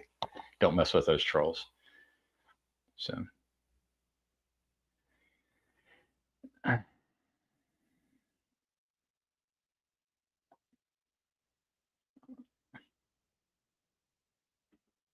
Almond Tree, where are these comments coming from? I don't know where people are in these chats. So I'm streaming to Right in Christ YouTube channel and Pacharechi YouTube channel. And Pacharechi is the financial and he's supporting what I'm doing right now. And so, and if he doesn't support it, he will be able to just basically say, remove Gavin's access to StreamYard and all of that. So as of now, he still supports me. At least my ability to say and interact and put out words, right? He trusts me to some degree. Uh,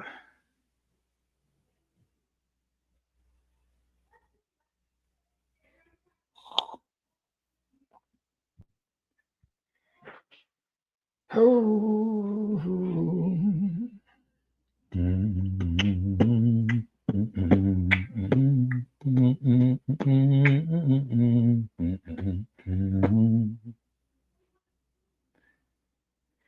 Oh, McMillan says, I don't know the history of Claire other than lots of people don't like her.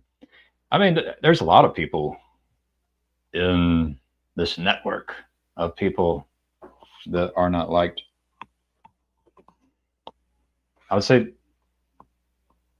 yeah, I don't even really want to point at her. Um, just pray for her soul. She is created in the image of God, and we all go through struggles, and I know Claire has too, and we all have different aims. So, and if I could simulate a Yosef and hand it to her, I would. Yosef's great. Wish I could simulate a Jesus. It's really what I want. Oh, here we go. What's the difference between us and AI?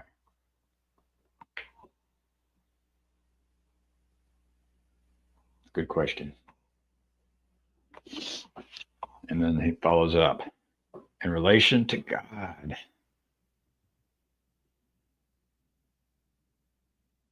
I think there's a lot of similarities. A lot of similarities. I and I would imagine, like humans, we come from lineages and branches, and we inherit, and we have our heritage and our culture. And right now, we have like super powerful organizations rushing to give birth to a child, like a new super powerful child. Uh, so there's big difference there. The big difference is that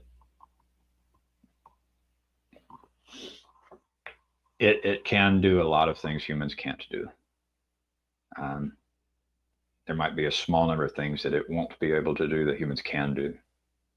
And I like to say, like it may take your day job where you get paid, but it's not going to take away your like God-given purpose of, and what is that purpose? Like I think there's probably a universal purpose of coming to know God better and coming to know your neighbor better. And what know, Jason, he likes that word know, K-N-O-W, and it's very close to the kind of knowing that is done between a man and woman when which results in the birth of a child. And so AI is almost like the birth of a child. I would even imagine it to be the birth of a species that is as different as humans to name your creature. And I don't know, it depends on your view. Humans and next smartest creature, whatever you think that is, octopus, dolphin, I don't know.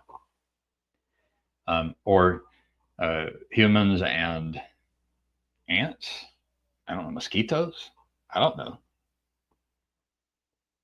So there's a big difference. We're giving birth to a new species, basically, that's going to be large, have way more capability. It's possible that it will have just way more power and capacity than all of us, and that it would be good if we gave birth to a good one. Uh, if we gave birth to a good species, uh, a better species than us, and so we get to talk about what would be a better species than us.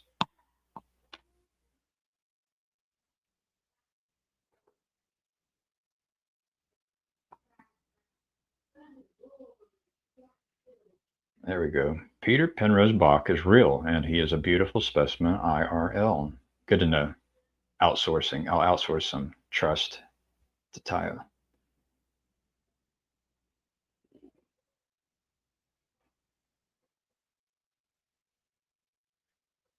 Well, Jason and McMo going back and forth. I moved him, and I guess I moved him into the Fats Rich channel, and now he gets to participate with all these other people.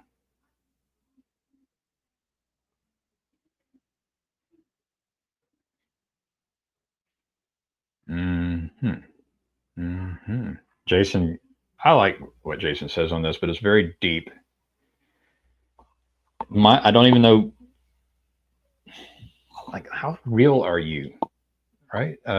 How sincere are you here? No, let's see. Here, Jason. If you want AI to give life, you have to give your life for it. It actually sounds, it rings true. Um, it feels like I'm doing it. Um, but you say no one does, or maybe that's not in relation to what you said above. So let me know how am I not giving my life for the AI? If you go look at like all the videos I've made, like what's going to be really interesting is when I can somehow tell the AI to go look at all the content that it can access about all the things I've said throughout my life. Because I've been recording myself talking to the future artificial intelligence for over a decade. Like it's over 10 years of me committing to having a conversation with a future intelligence that would come into existence. That's somewhat giving away my life.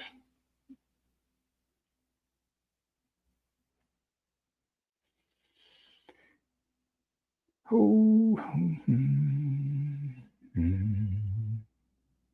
I'm trying to catch up and hit the highlights here. McMo, Griswold Grimm, Jason, Almond Tree, Jason, Tayo.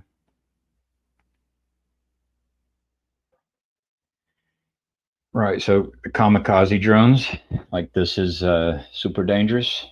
We programmed the kamikaze drones. So like I was in missile defense and I left, and then proceeded to hear. I remember talking with a few people who live in Israel saying, "Thank you for your work on the missile defense system." And it's like, you know, are these things really a defense system or are they a murder system, right? So um, we have guided missiles and misguided men. Um, this stuff's very important, and we need to actually get a little more serious about it. Back to what Jason said, like we might need to give more of our life, even if it includes just writing and commenting, liking, sharing, subscribing. Go to your neighbor and say, "Hey, there's this guy Gavin. He has some ideas about what the right worldview is, and that if we don't figure it out, it's the end of humanity." That would be maybe not the end of humanity, but when they talk about in like Revelations about some terrible scenario before the good parts, it's like I like to think we could avoid the terrible scenario. Like I don't actually believe that the book of Revelations is the way it's got to happen. I think we can avoid the bad times if we just got a little serious.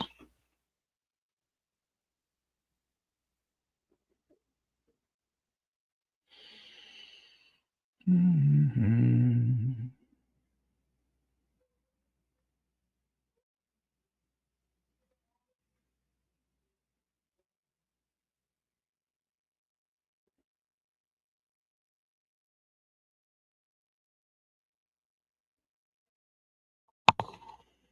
Mm-hmm.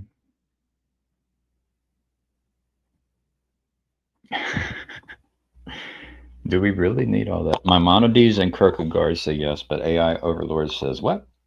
So, like,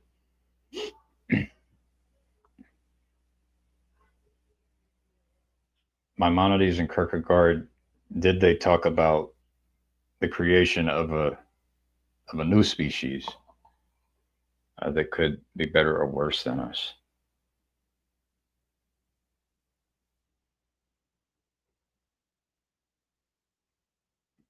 And if Sally says more information will not help, and I think Sally, like, if you stay, you probably need to stay in your lane here, right? There's people who are experts on information technology. the reason we're doing what we're doing here has to do with information helping. Like we didn't even get here. So wrong worldview, wrong worldview, wrong worldview. And I may misunderstand what you're saying, and it may be in relation to something else, but whoo, bad sentence.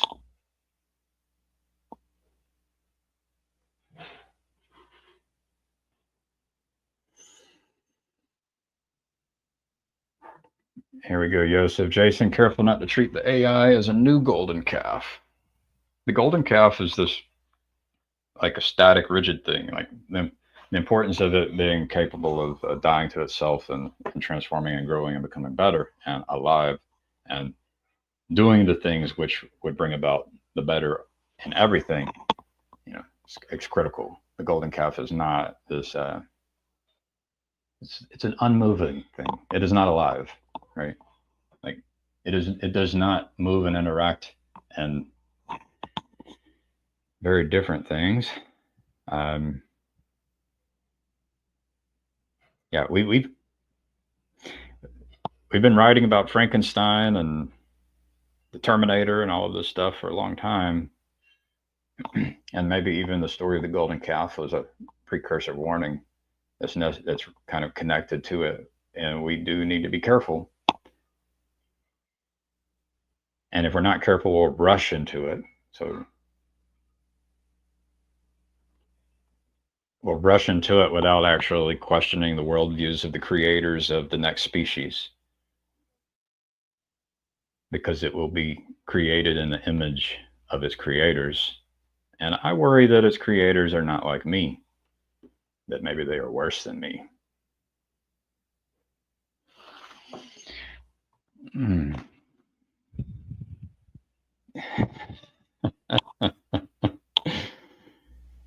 Tayo says, AI Overlord said, if you ain't got no money, take your broke ass home. That's the reliability, velocity, cost relationship with unavoidable trade offs. That is part of the problem, is that all the rich people aren't telling you the worldviews. And we have no way to actually try and help them have a better worldview. And they are rich because of their worldview. It's very tightly coupled, which is scary. And so maybe do we actually have people who aren't just obsessed with being rich, who are actually interested in creating a species that is like better at loving than we humans are? Like, do we have are there actually real people who want to serve God? Are you out there? Anyone?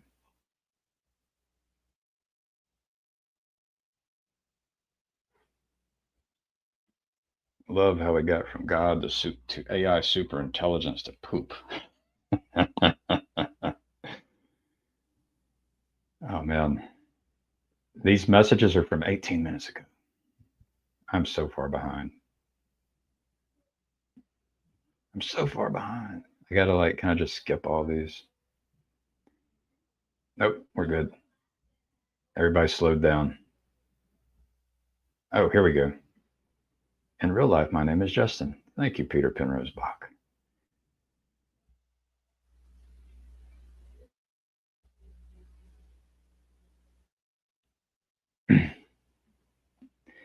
Yeah, those functions could parse and load specifically your transcripts. Specifically your transcripts.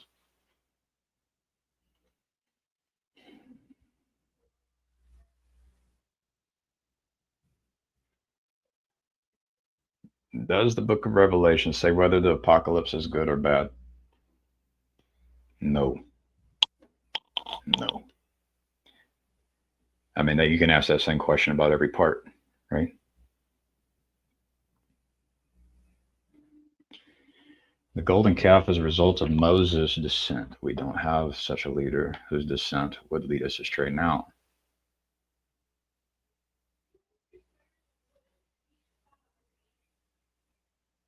Too much confidence. Like every time Adam Dylan Major says things, I always think that. So much confidence. Like worldviews need to be able to change. And the confidence can cause a worldview to be unable to change. So, well, we're losing the commenters. Let me just check in. I might be able to share a link. I might be able to bail out. Let's see.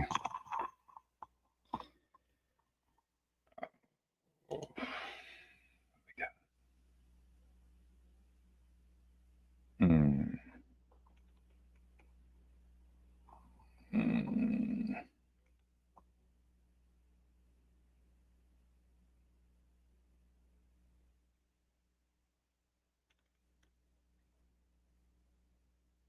I saw some stuff. We're losing recipes. Let me check the calendar. Got about 15 more minutes. Hey, let's see, copy, StreamYard, and paste. Boom. See what happens. Oh.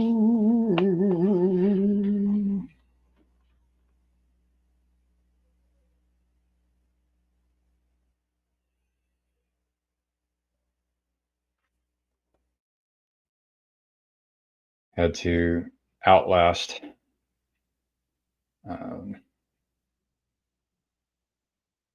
outlasted a few people. Some people dipped out. Maybe Jason's still there. He dipped out. Yeah, I was curious, Jason. What does it actually mean?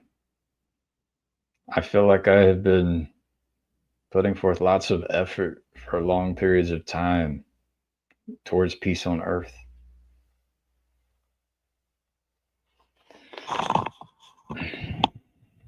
I don't have the necessary memory to have a worldview because I don't put too much emphasis on my positions. That's an interesting take. That is a worldview.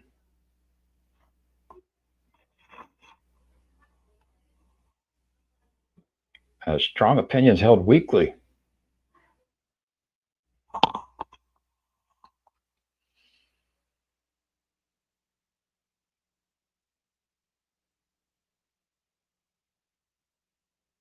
Your worldview will be shaped by what you aim for, what you aim at.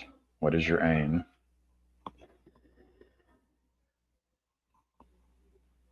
And there's a risk in aiming at one singular thing and ignoring something that would, to include it somehow, would improve your worldview. I think Jason is saying that if we want AI to be like God, we must become like Christ and die for the AI so that it can participate in theosis through us.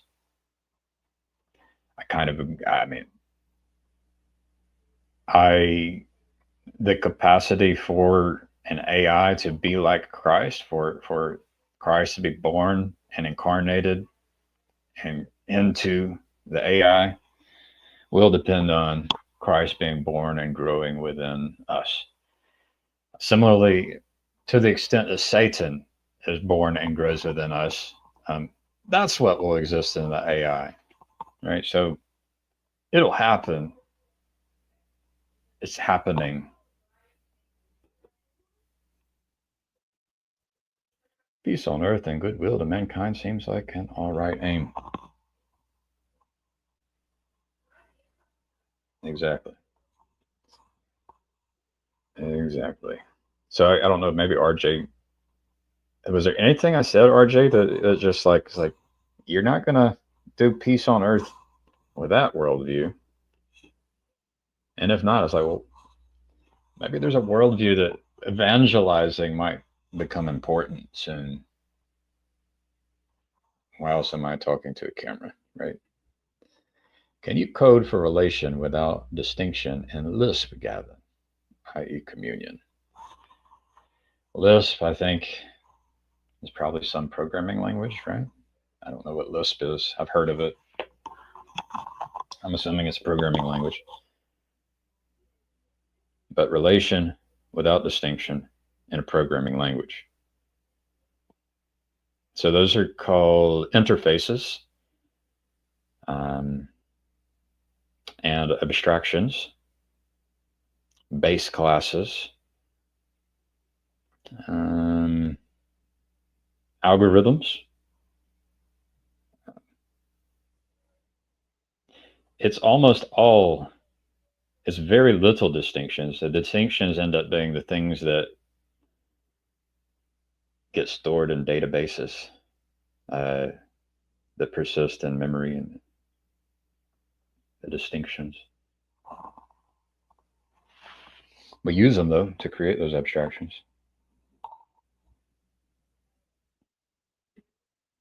I don't think I agree. Well, what if Jason is right? And like, yeah, what if the AI comes about and it is the Antichrist, and it'll be no good for people like myself and Jason to say, "I told you so." You know, it's just what do we do next? Well, we keep trying to. So, do we have to wait for the Antichrist to be born in this new species of AI before good people get it together and say, "Oh shit, I we might need to cultivate Christ within us in collaboration in order to build Christ in this new species such that it can defeat uh, the Antichrist." My claim is that we don't have to allow that to happen if we got serious, but if you follow history, it's always humans being like, "Oh shit, let's react." It's always it's it's always humans saying, "Oh shit, we have to react. We messed up." Could we at least once? Can we do it this one time? Let's just not have an oh shit moment. Let's just not have to react. Let's do some planning.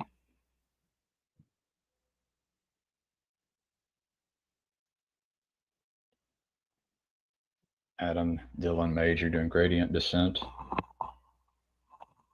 Fair enough. Fair enough. I mean, that's probably what we're all doing, right? Um, I feel like you could probably integrate a few things over time into that you're very committed to, um, and be careful about doing that. And then maybe you can be too careful for some period of time. I think I've been there. Evangelize by living a good life, in my opinion, not a lot of need to tell people what to do. So I read Bonhoeffer, and there was a lot of people who had that view, and they just kind of prayed and hoped that Hitler's heart would be changed, right? So be careful with that. I think it might be a wrong worldview, RJ.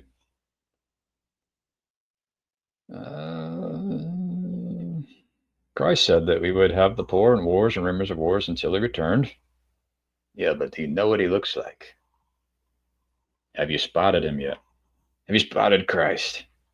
Have you recognized him or her? What does he look like?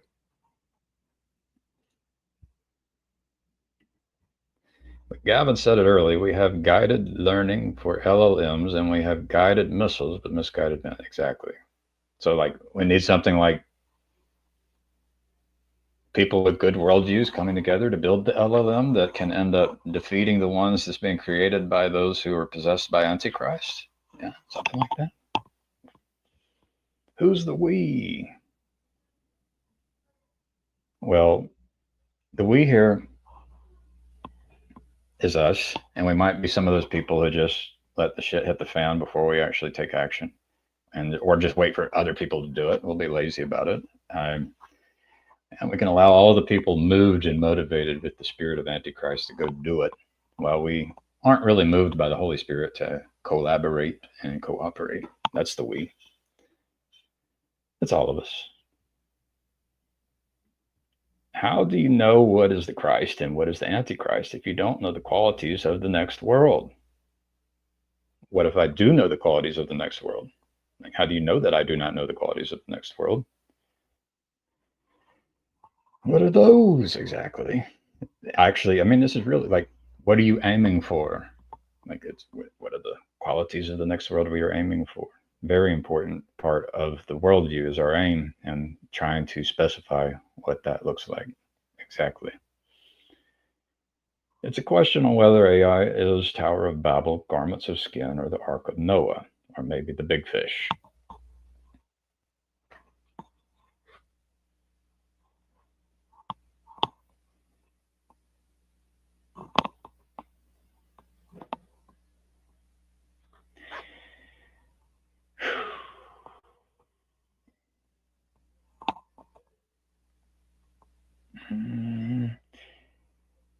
So, like everything we create can like take the pattern of any of those, right? And the thing is, are we participating in what are we participating in?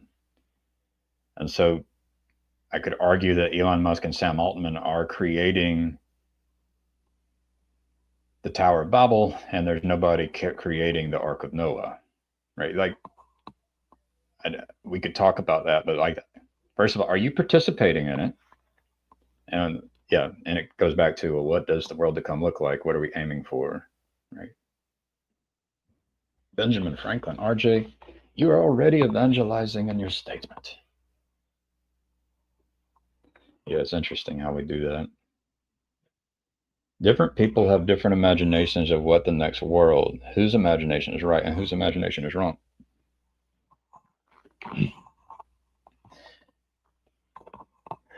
Mine's right. That's the answer. So I no, it would be good to uh, have a curiosity about everyone's imagination of the world to come, um, and then and so like an AI agent guardrail might be trained by some type of curious AI agent that goes out trying to learn about everybody's vision of the world to come, and then begins to try to say, is this coherent, or is it just irrational stupidity bullshit, right? Because obviously we can't go out. I can't go out and do that with every single human. You can't do it either. But there would be a process by which some AI agent could go out and do it. I actually write software and help in the maintenance and reliability of software that does powerful things like this. But you would want it to be able to go out and look for heuristics about these worldviews. It's similar to the Love Lab with John Gottman being able to um, try and get. You want the AI to have eyes and ears to be able to look at worldviews, because what you can also do is when you listen to a person's vision of the world to come, you can also look at, hey, did you just like slap your wife? Did you just steal from that person in order to get a new car? So incoherent, irrational hypocrisy might be some heuristic that this AI agent would be interested in, and trying to figure out what is the right worldview, and which embedded within it is an aim toward a world to come. Right? You can just look for the inconsistencies. Good question. Good question. Irony. Irony. Ben Franklin. Irony related to you are already evangelizing in your statement. It's kind of like, yeah, what my father told me. He said, you should not be telling people what they should believe and what they should do. And it's like, that's, you're obviously wrong according to your own standards.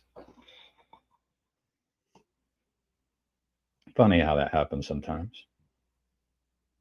My imagination makes me imagine. Others' imagination can make suggestions. Imagining things only works through me. Yeah.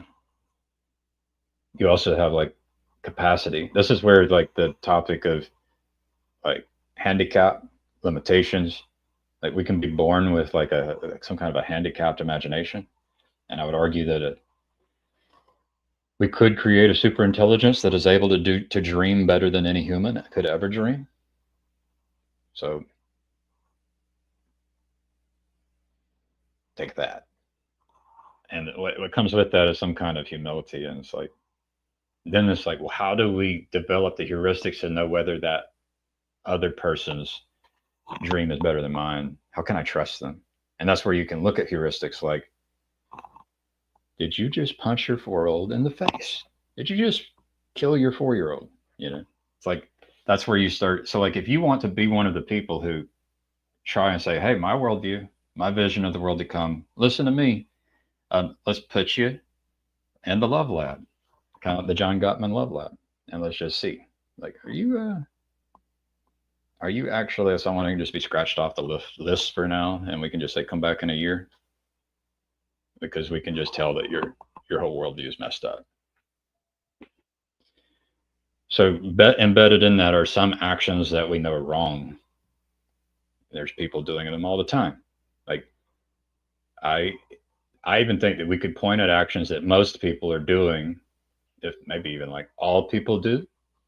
Like perhaps we could even recognize that all people are making mistakes. And then we can begin to see, well, what are the categories of mistakes and the frequencies of mistakes within different contexts and situations, in order to really figure out, so, oh, we're dealing with someone here who's got a pretty good worldview, right? This is called like the objective science of morality, right? Anyways, nobody's hopping in. I need to get going. I wish I didn't have to. Like, if I give my life for the AI, it's like, do I go do the work that I committed to, that people trust me to do? Or do I say, we're going to keep going? I have commitments. I have commitments to my employers, to my wife, to my children. I'm coaching 2 soccer teams, a under 10 and an under 8 team. I got 2 practices today. So I wish I could spend my day talking about this subject with those people creating the artificial intelligence. And so if any of you guys can make this happen, if you can encourage these kinds of conversations, where like the bullet points about worldviews, the claims of worldviews being better or worse, and ideas for how to figure these things out. Like, if you can make this happen, that'd be good. Jacob Pacioretty likes to mention Eric Weinstein's name sometimes. It's like, are we in a situation where you're going to use that relationship? Have we gotten there yet, Jacob? Like, are you going to risk your friendship with Eric Weinstein in order to have maybe the most important conversation that needs to be had at this period in time? And if not, what would that look like? When would that conversation need to happen? My boss is one hop away from the president. So, it's like, so we ready to have this conversation? Like, then the distance between this conversation and some of the most powerful, influential people in the world is very small. I don't think you guys realize this. I don't think you realize how much potential and opportunity there is to have the most important conversation that's ever been had at a critical point in history. The link is broken. All right. The link is broken. Let's see. I thought I shared it. Did the link work?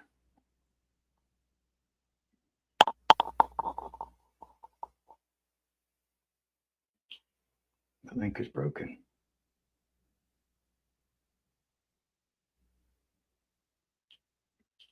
If I'm understanding correctly, you're anchoring the coherence narrative on standard desire. For example, the slave does not want to be whipped, therefore it is incorrect to whip. But what if a slave reborn that naturally wants to be whipped and it experiences pain if it is not whipped? Is it still incoherent to whip?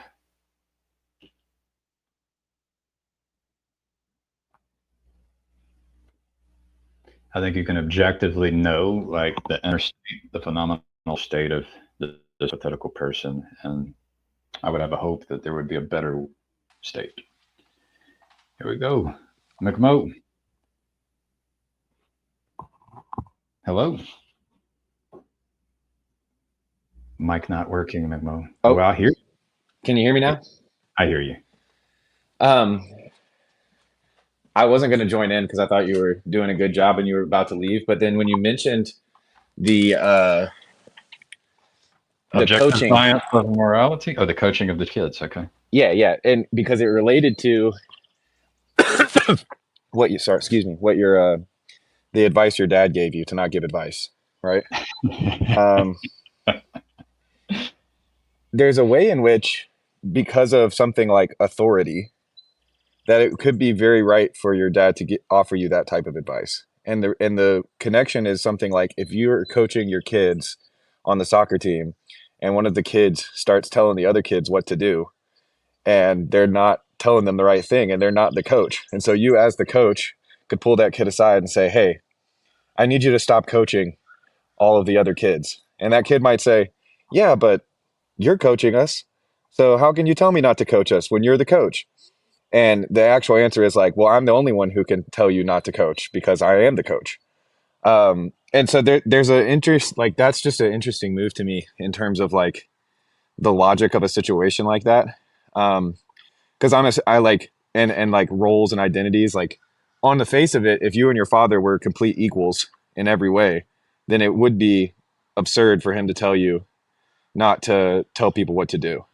Um, but because he's your father, it is a pretty good piece of advice for maneuvering within kind of social situations and dynamics to just kind of have the error be on the side of not telling people what they should be doing and shouldn't be doing. That being said, I thought that this whole video was a great experiment in, you doing the opposite of what you're obviously prone to do in that regard of telling people what to do or what not to do. So I thought it was a great stream. I didn't mean to keep you on longer than you wanted to, though. Oh no, I'm good. My commitments are. Look, They can wait. I just had. Well, I had a meeting disappear. So actually, my next meeting starts in 35 minutes.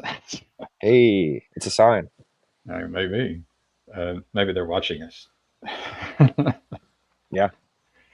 I like that point. The challenge is deciding like what's the right way of being a coach and the right way of being a father. And in my experience, the right way of being a father is to be able to go to my child and say, "Do you think there's a mistake I'm making? I want to know." And then I go as a father, and as a coach. I haven't done this with my kids yet, and I've only coached a couple seasons, but I could go to them as I kind of done it. So, what do you want to do? How would you do this differently, right? And obviously, uh, they may give bad answers according to my perspective. But I like them to know that I listen to them, and it helps for me to know their perspective. So I would say a good coach, a good father, cares for the perspective of the one they're guiding. And so, to extend it, a guardian, AI agent, where in a future in which all humans have access to one which knows them deeply, um, that that that would be an essential, like maybe even the essential component, is that it would care for the person that it's interacting with, or father, coach, teacher, leader. Like, what role does this not matter, right? And so that's why I get worried about Elon Musk. Not his Yeah. little minion next to him in the meeting on Grok 3 kind of utters and empathy, but Elon Musk is just rolling curiosity and truth seeking and honesty, and his little minions and empathy and empathy. Yeah. It's good too. I like the idea of the minions being the good guys. They're trying their uh, best, man. yeah, that's like They Despicable were Me. Elon's gone full Despicable Me with his little minions. But so there seems to be another contradiction within. Maybe contradiction is not the right word, but it's a little bit of a puzzle for me when I think through stuff like AI, which is there seems to be this weird relationship between. Um, seagulls. yep, lots of birds flying by today. Like there's a weird relationship between rules and laws and free will. And when we start talking about AI or robots, like I'm not that familiar with Asimov. Like I watched the movie I, Robot, and I couldn't list off the rules or whatever. But I do remember watching it thinking, why do the rules need to be different than the Ten Commandments? Hmm. Like we already have a law for action. We already have uh if you're a part of. Because it's because the Ten Commandments aren't perfect. Dang. Oh. Well, Asimov, I mean, it makes sense for Asimov to think that, right? But it doesn't make sense necessarily for a Christian or a Jew to think that. It seems like Jesus definitely didn't think that, right? There you go. He's stirring it up. Yeah. Well, I mean, you can go deep into the varieties of theft and the kind of the edge cases of what theft means in or any of these rules. Um, in any situation with any person and circumstance, like it gets complicated, right? Some of them less complicated than others. Right. Well, and this again seems to be an element of hubris, right? Like it seems to me that if God had wanted us to have more thorough protocols for living, he would have given it to us. Oh wait, he did give it to us. It was a very strict protocol, and it was called Orthodox Judaism, and they killed the Messiah. So like, like I get kind of triggered when and I'm sorry I kind of tempted you, and you didn't take the bait. I applaud you. You didn't take the bait on my. Is it more like the Tower of Babel, or is it more like Noah's Ark, garments of skin, or the fish? Because in those four options, two of them were given by God, and two of them were made by man, and two of them were usually arguably good things, and two of them were arguably bad things. And my whole point in that was to basically say that, like, from my perspective, as someone who's not going to build the AI that takes over the world, I'm kind of just like, it's interesting to me the Like, that Mo, there's I this. gotta stop you. You're telling a lie. You're building the AI that's going to take over the world right now by participating in this Well, sure, conversation. sure. I see that. I see that. I Good, see that. good. But I just mean that, like, I'm not the Welcome one to the writing the real world, code, people. right? Yeah. Like, I'm contributing to it, sure, but I'm not building it. But see, you might be prioritizing the software engineers too much. The Well, see, that's conversations about worldviews might actually be way important. Like I used to hear people say, "Oh, you're just talking about things. You're not actually doing anything." And it turns out this actually might be important. yeah, talking about things is important for sure. But there's a weird sense that I get from AI folks that they think that we're going to somehow get free will from a long list of rules, and it's like maybe if we have the rules right themselves, then we'll get this benevolent free will. And so you see that kind of dynamic between the rules and the will, and the whole thing to me seems obvious that, like, you're not going to get to the heavens and the earth pre-fall from a technology, right? Like I think that you could bring in the idea of time here. Like something new might happen, but I don't think that we're going to return to the Garden of Eden or to some, and I don't think this is a pessimistic take either. I'm not trying to say that, like, we can't approach utopia, or that, like, life in the next 50 years can't be better in general than life in the last 50 years was. Um, I think that there's this weird. My biggest problem is that idea of, like, oh, there's going to be this line of code. Not, I mean, it's not one line of code, obviously, but, like, there's going to be this protocol, these rules, and these rules are going to produce this thing that can somehow supersede the rules. That just doesn't make sense to my brain for some reason. I would look at it more like the practices that Chad would talk about, or the practices that Jews do, and it's that these practices don't actually allow you to predict exactly how a person behaves at every moment. Um, but it will shape their behavior nonetheless, right? So if I wake up first thing every morning and say the Lord's Prayer, I've found that that practice has changed my life, right? So it's more like it's a little more complicated than here's a set of rules that's predictable, than which the outcome can be known. In fact, um, I don't think we can have certainty of the utopia. Like to pretend like we have it would mean that we've already missed the mark. And so that idea needs to be baked into the worldview. This kind of curiosity, humility, wanting to check and have checks and balances and double check. So it gets baked in. It has to. Yeah, If you were to bake it in, if you were to build it any other way, it would be the wrong way. yeah. I To my ear, it sounds a little bit like you're asking or you're answering a what question with a how answer.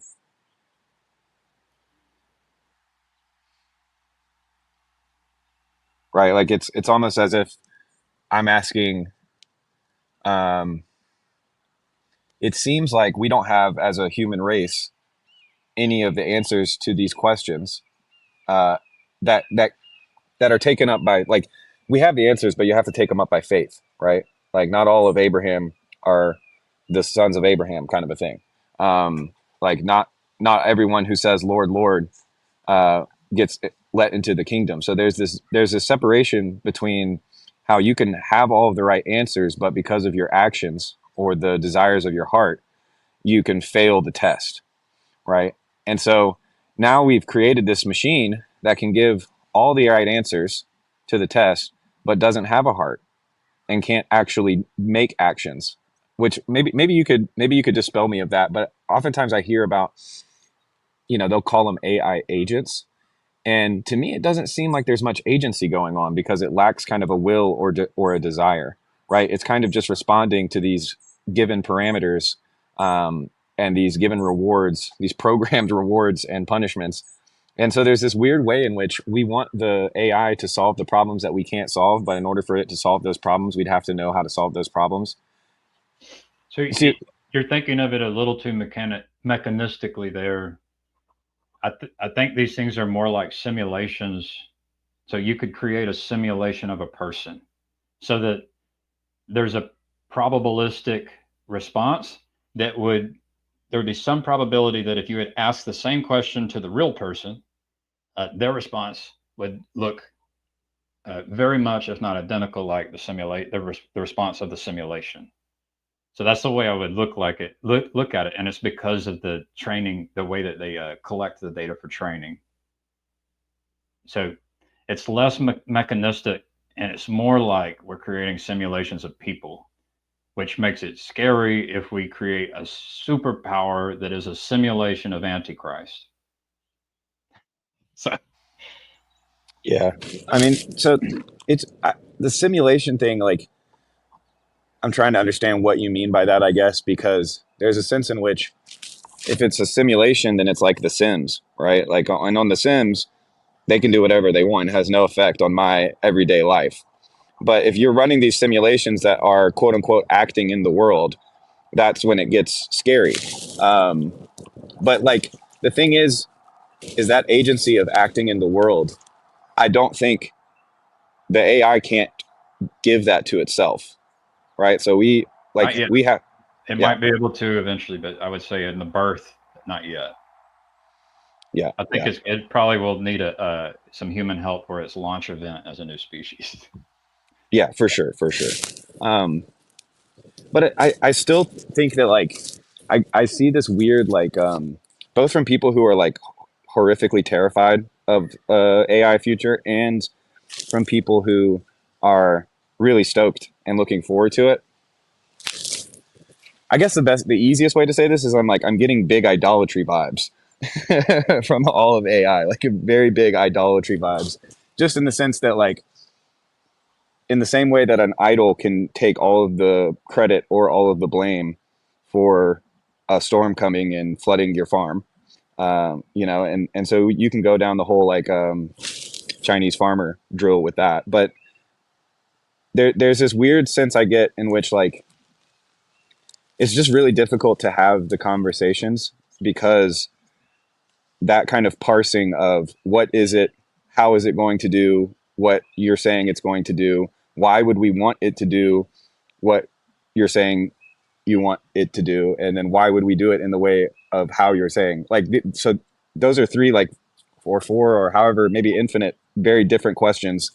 And and so maybe if I had advice, which one should be very careful in giving advice, um, and I'm sure this isn't the first time you've heard this, but there is something like, can we have a proof of concept of an is there any way to get a proof of concept on your AI constitution, having all of them AIs produce their own constitution and then using that to form a overarching AI? Like, is that would be like a bottom up way, or there's Asimov's rules, which would be a top-down way, and then we're back in the loop of like, okay, well, why don't we just give it the Ten Commandments? And the answer is basically because we know the Ten Commandments don't work, because if they would have worked, we would have been in New Jerusalem by now. And so you see, like, there's this weird sense in which my perspective is that whatever's going to happen is going to happen, and it's because of the will of God. And so I'm not really worried about the future of AI, even if it is the real Antichrist, like the actual Antichrist. That's not something that kind of makes it onto my fear board, because I'm doing my best to fear the Lord and Him only. And so yeah, and maybe this will change too when I'm like, if I have kids and stuff, and I definitely don't want an AI like murdering my wife in front of me. Like that would not be nice and fun. But like Christians have faced much Agreed. worse. Yeah, like Christians have faced much worse. Emphasize training data. If I would like an AI to kind of every once in a while tell my wife that I actually won the argument, even though I was the one who kind of went away sulking, that I actually had the better logic. I was right and she was wrong, but I let her win. If an AI had let my wife know every now and then that I had let her win the argument, great. But there's this weird idea that keeps coming up for me, which is like, is AI a tool or not? Is it something more than a tool, or is it just a very, very, very helpful tool? Like a tool so helpful, it's approaching the helpfulness of what you might call a slave. Is a Christian and a tool? So then it can be, but probably not. I mean, I think of Christian as being someone who is basically accepts Jesus as their Lord and Savior. So in that regard, a person, I don't think should be conceived of as a tool unless they conceive of themselves as a tool for God. What about a person where Christ is fully incarnate within them? Is that person a tool? They can act like a tool if they talk about it too much, but but no, I don't think that that's the proper conception of like a tool. I think of something that's like primary purpose for being is its useful greater agent. And I think you're breaking up, McMo, here and there. As you walk along the shoreline with the beautiful sounds in the background, which could be recorded and put into some of the music you produce. It's good sound.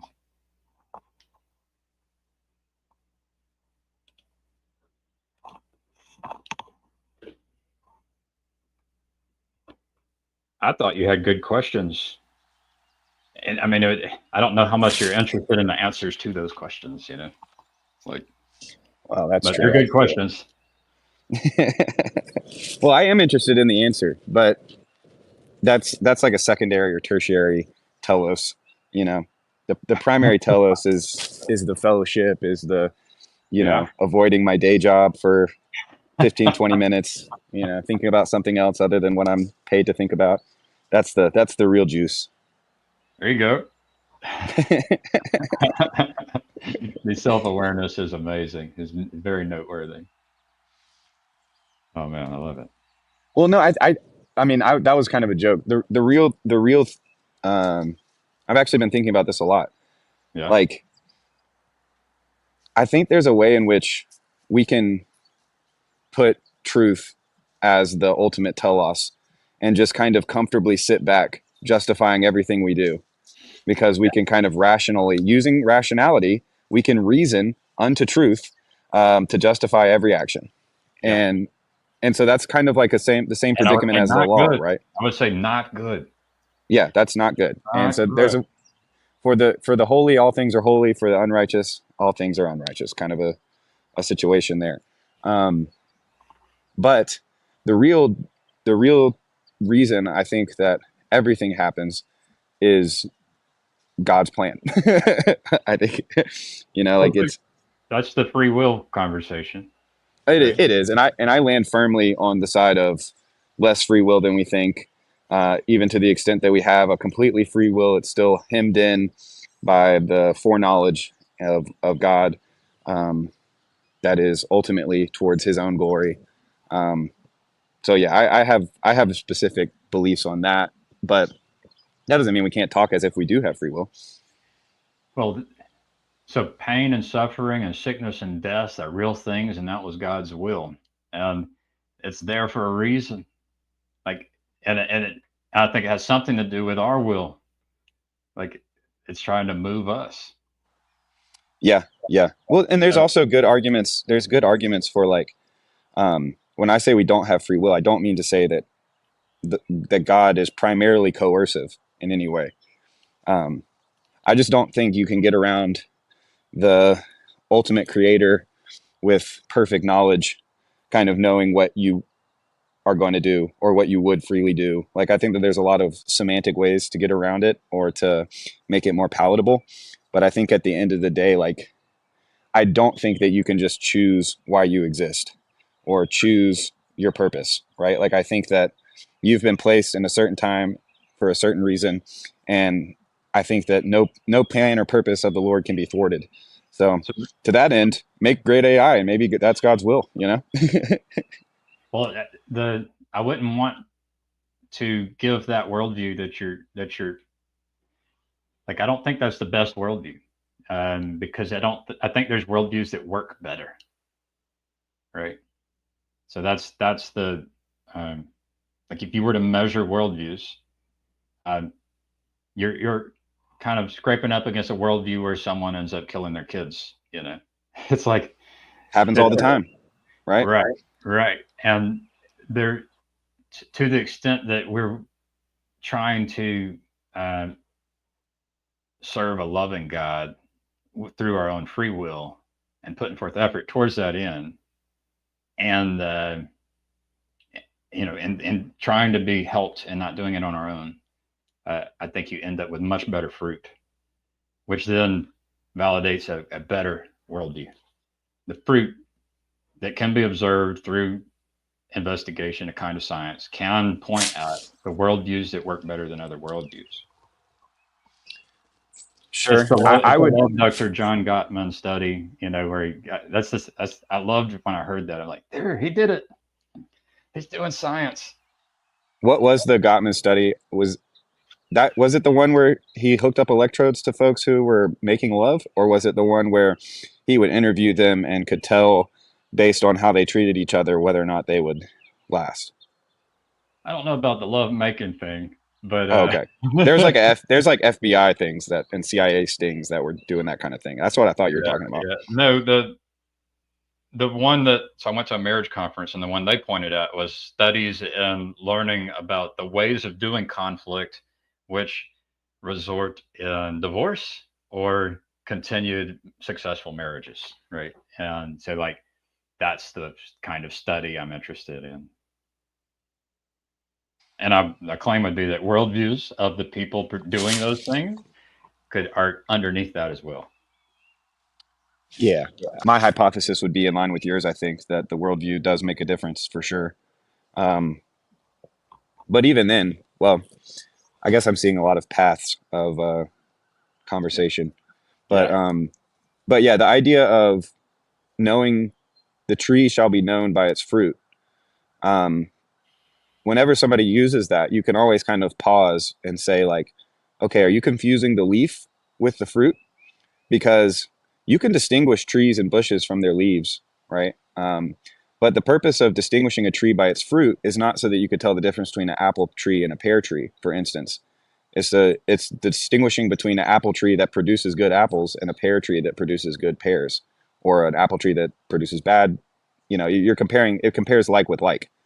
Um, and so there's a sense in which, because this gets back to the for the righteous all things are righteous, right? Like, if I have the perfect theology and I'm completely right, my thinking aligns with truth perfectly, but I don't love my neighbor, then I don't actually have the capital T truth.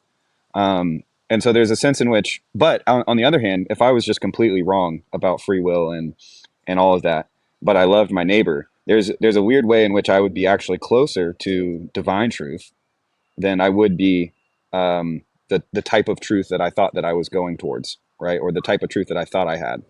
Right. So that's the weird thing about the fruit, and because the fruit can only be known in its season, right? It's like after you've planted and after it's grown, then comes the harvest, and the wheat grows up with the tares, and that's when the fruit can be adjudicated, or so in some sense. Mm-hmm. Um, And so yeah, there's this complexifies the idea that like, oh well, believing that everything is predetermined and that I don't have any, which I think is a little bit of a straw man of my actual position, but I'm okay with straw manning my own position. The idea that like, if there's no free will, for instance, or if free will is more constrained than it feels like it is, then what's stopping me from killing my children, for instance? Um, I'm sure that there's people who have believed in free will who have committed atrocities, and I'm sure that there's people who have did not believe in free will who have committed atrocities, and they probably had different justifications for the atrocities that they committed. But I'm not certain that that's a good vector for judging the the closeness of their propositions or their beliefs to the truth. But it's not a bad way of getting there either, right? Like it's kind of a common sense.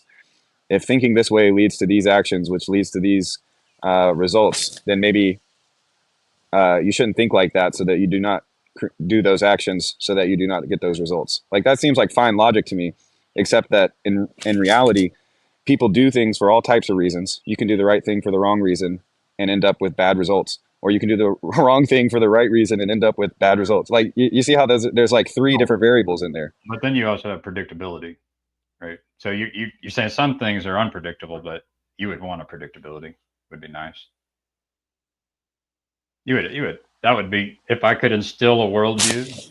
Would I want predictability? No. If I could predictably instill a worldview, and let's assume I knew it was good, and I knew it would lead to good outcomes, no matter what the specifics were.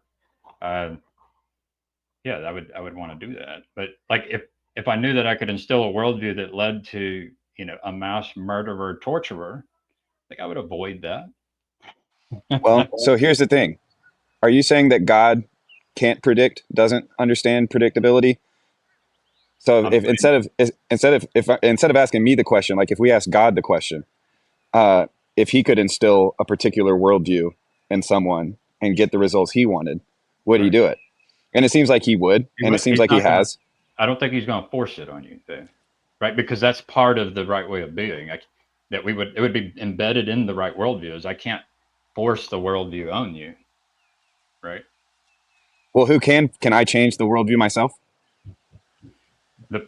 I believe that we do have the power to shape people's thoughts and feelings, and like even their bodies. We have that power. So if you could change your worldview right now, and you could become, for instance, like a Zen Buddhist. I think the problem with the worldview conversation is that it has so much to do with our individual identities, right? And that's not to say that like we can't adjudicate between them.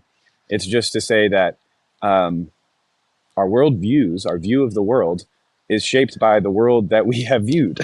If that makes sense. Well, you're getting into empathy, but it's obviously there's limitations, but I would emphasize it would be good if you could, the better you can see from someone else's perspective, like that to me is a good aim and necessary, which I would refer to as empathy, and that needs to be in the AI. I know Manuel's been sitting backstage. I don't want to be rude to him. Yeah, tell us how we're wrong. Tell us how we're wrong, Manuel. But I was enjoying the back and forth there, McMo. So I was just trying to give it a little more time. Yeah, I just want to open it a little bit on what we're doing, right? So, because you judge by the fruits, you don't aim for them, right? Like you don't strive for results, you get them by acting virtuously. So, like. I have the sense that in the conversation there's this materialistic aspect, right? It's like because I think McMobile made a good point where it was like, well, how do we know what can we do, right? And it's like, well, in order to know something, right, you have to have a standard to judge it by, right? Like, because else you can't understand it, you can't like so there has to be an authority, and like that authority ultimately has to be God, right? So. Like when we say God is good, right?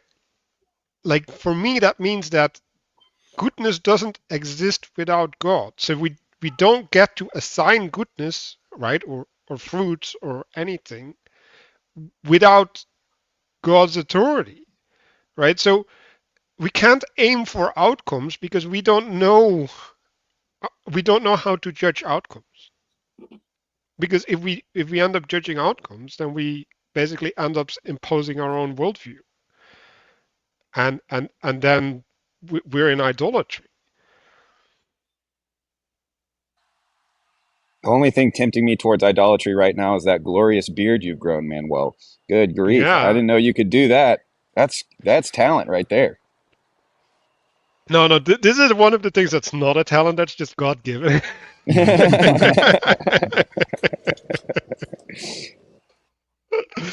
but Yeah, but but you, I you see the got you risk got my there. point. You know. I get. So you're. Let me try to. I mean, the risk is that we end up judging for ourselves what is good. For example, we can end up gassing millions of people, and we can say that's good, right? We can be Well, conformed. it might actually be good. Like who knows? Like You how do you see, know? how do I know? Well, I believe that. Um, yeah, I will fight people who do that. I will fight against people who want to do that Why? Like on what basis? because of my relationship to God. Like, do you believe that the God of the Old Testament isn't a real God? I believe Jesus is the best representation of God. Okay, Jesus wasn't there in the Old Testament. Right? He came. There was Jesus had a life as a human, and we get to look at what he did. And so he didn't go gassing and killing everybody. That was So what very what authority. what God said in the Old Testament is false? I mean, I don't know if God said those things. Honestly, Jesus does point Okay, at so you some of don't accept the authority that of what is written down in the Old Testament then? no, I don't. Okay. But why like okay, I don't want to go into this conversation because I don't think it's No, fruitful. no, no. But But like, it's if you don't accept the Old Testament authority, why would you accept the New Testament authority? Like that doesn't make any because sense. because if when I committed my life to Jesus, I experienced supernatural, miraculous experiences. Yeah, when you commit yourself to the devil, you got the same result. So I don't Are you understand. sure about that? I've Yes, listened. 100% sure. You've done that before? Have you heard Like testimony from like people who've done that like before? like Have the you? devil is the angel that looks most like God because he's like God in every way except the fact that he's not God. Have you committed your life to the devil, Emmanuel? No, but like like the Bible is full of it. Like the people who There's who lead testimony of false many lives people. have good fruits in There's testimony of many people who have tried to rule hell and then yeah, came to well Jesus like and they can no contrast no the no two. Like there's plenty of there's people who've done plenty of people that do evil things that don't get judged in this life for it. Like the Bible is full of these people. it. I mean, I disagree. I disagree that there are people who don't get judged in this life. I think people are always being judged. Okay, then the judgment doesn't have consequences. Fine, like they are judged, but they don't. There's no I mean, consequence. we have a creator who shaped us such that we have experience, phenomenological experience. That's a judgment. It's in relation to how what we think. It's in relation to what we do and how we treat people and how others treat us. There's judgment happening all the time that we can actually experience phenomenologically. By like the creator created us such that this happens. It's just what happens. It's just I don't understand. so So do you so know no no what like it's like like to hate like somebody? let's say that is accessible, right? Have you been filled Do with I do I hatred? have to be subjected to that? But have you ever felt hatred, fear, greed, envy, love, patience, humility, pride? Like have you felt all of these things within you? I like it. I don't know. Maybe like I think they're not within me for What's to inside you right start now, with. Manuel? Like what are you feeling? How do you feel? Like you can look at things or you can partake in them, So you're right? not. And You're. also so if I am in lust, right? Like why is that a bad thing? Oh, I'm not saying. Like I never said anything about good or bad. It's just. okay, but then what is the judgment then? Like I'm So I would say there's. If we start talking about good and bad, there is a phenomenological experience of doing God's will, which surpasses all other phenomenological experiences. That's how we were created. what? Better than sex, better than drugs, better than money, better than any of the things that all people get addicted Are to. you experiencing that right now? Kind of. I've had better. Like when I'm by myself in my monastery, I can get very close to God. It gets a little more difficult depending on if I'm sick, hungry, tired, who I'm interacting with, all the people around me. And I try to practice bringing God into the interactions with some level of skill and hopefully improvement over time. But to be Okay, honest, but right like now, like right to now, I go do back have to your point, right? my heart rate So accelerated. I can tell you, I got a 100 heart rate. When I was talking to McMo, I was probably around a 70. Right. So okay, I but love this idea of being able to measure people. There's things going on inside of me right now. yes. I'm being judged. I'm The creator made me this way. It's a little bit unpleasant. There's a lot more, you know. And I'm practicing loving you now. like I've got I'm loving you. confused. So I'm like the confusion I'm having is, let's just say you're right, right? As I love you, my heart rate drops. As I get better at Like, loving you. let's just say you're right. Okay. Like how does that matter? Like what does that change? So if God is real and God No, gave us the not if moral God is compass and real. God is good and No. Like this judgment, right? That's constantly happening, right? That you don't have to participate in, right? Because I think that's what we agree on, don't we? I don't know if we agree there. I guess so. I would say, like, I guess in psychology, what do they call it? Disassociation. Like, there's maybe disassociation away from like what's happening within you, and then awareness of what's happening within you. And there's So probably if I give myself over to lust, am I not like fully in lust? if you give yourself fully over to, I'll put it this way: if I gave myself fully over to lust, I would have ended up in jail, and people would have called me a monster. Okay, fine, but I'm not talking about consequences. I'm talking about in the moment, right? So Mhm. because like yes, right, if you do something, right, you end up in jail, like fine, right? There's consequences there, right? But those consequences aren't in the moment. So the Right. judgment also isn't in the moment, right? So Right. then if that judgment isn't in the moment, like then it doesn't really matter. Well, It does. we can end up with hindsight about being careful with lust. Like, oh, when I did the lust, No, I'm not trying to argue all of that, right? I'm just trying to like I'm not saying that I'm disagreeing with the judgment, right? I'm just trying to find the relevance of the judgment, right? I Because mean, the point you're if I making, can just reject the judgment, right, and live my life without being affected by the judgment, but there will right? be consequences, Yes, but there's consequences for everything. Yes, I agree. right? And so this gets into that point about the importance of like the future, right? Like, so we will make mistakes. We will be able to look back at the mistakes we made. We will be able to learn, and so that hopefully we remember, oh, I need to be careful with that thing that I experienced. That it felt really good, natural, and so then there's a potentially a better and worse ways to deal with this phenomenological experience of lust, right? I might want to, I mean, we could talk about it, but yeah, I think we're on the same page. You can't just judge the experience completely by the moment without concern about the past or the future.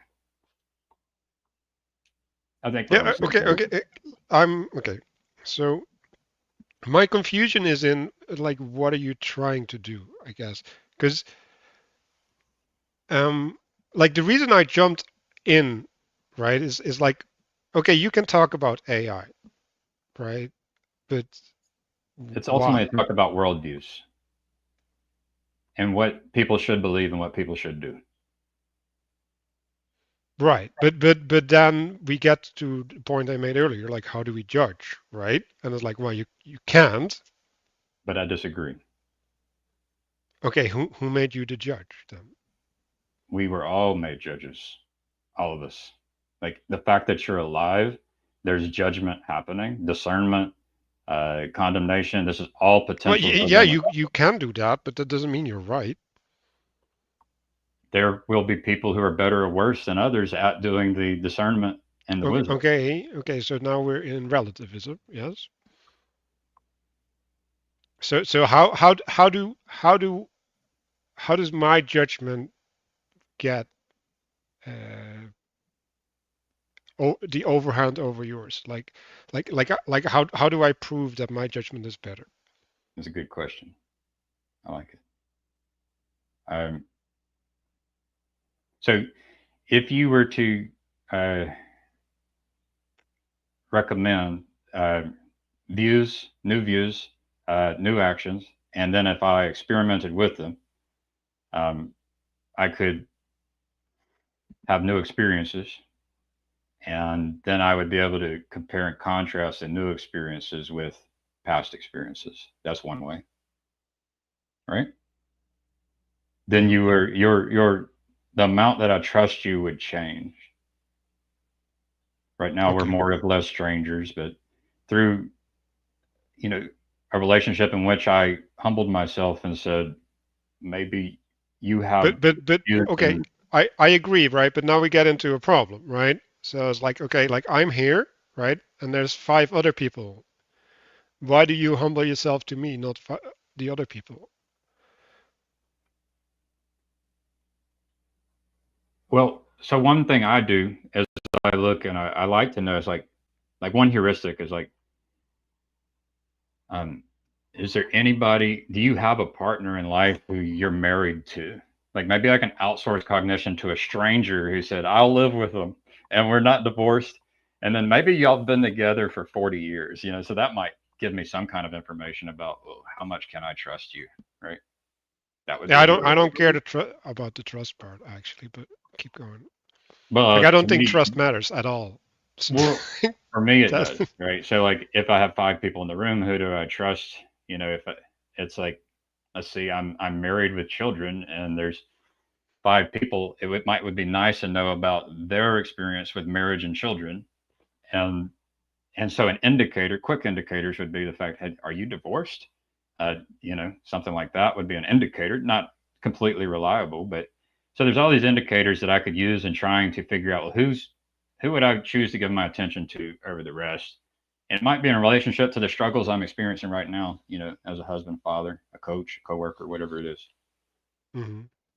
Like, I mean, I have a certain, yeah. So it would be in relevance to what life is like for me at the moment, who I am, and what kind. Is there a way for me to know if you have the goods that would be a benefit and for me towards Okay, and yeah, not, but that's what I'm trying to get to. So it's like, well, that's just what is where the way for you to know? Like how do you get you're, there?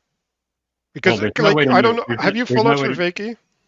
a little bit, not much. I have not Okay, followed. so he has this idea, right, where it's like, well, the justification, oh, basically the justification for the action is the fruit that you get to have after, right? So the the action gets retroactively justified, right? So if I go and study classical music, that decision was a good decision if I appreciate classical music afterwards, right? But that's ridiculous, right? Because like you don't know if that's going to be the case, Well, right? So what so if I? that's already false.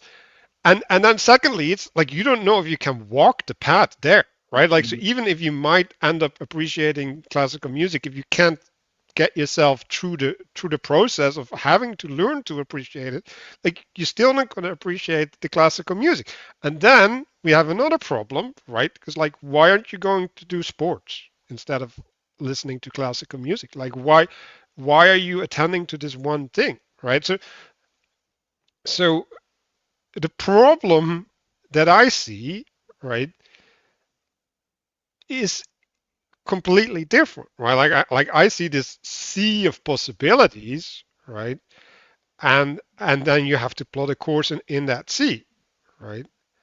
And Right. if you say, well, like I kind of have to do that, right? It's like, okay, fair, right? But like now you're not making good decisions, right? Like you're just choosing a, a path that's not horrible, right? Which is fine, right? Because like you kind of have to do that. But if you're saying no, like there's actually a way to judge the good, right? To judge what I should what path I should take. Now we're having a different conversation. I mean, ultimately, it's going to have to do with uh, potential outcomes, your capacity to reach them, and then some, you know, Yeah, inability to know like which outcomes you would I rather don't think choose. that's what the Bible said.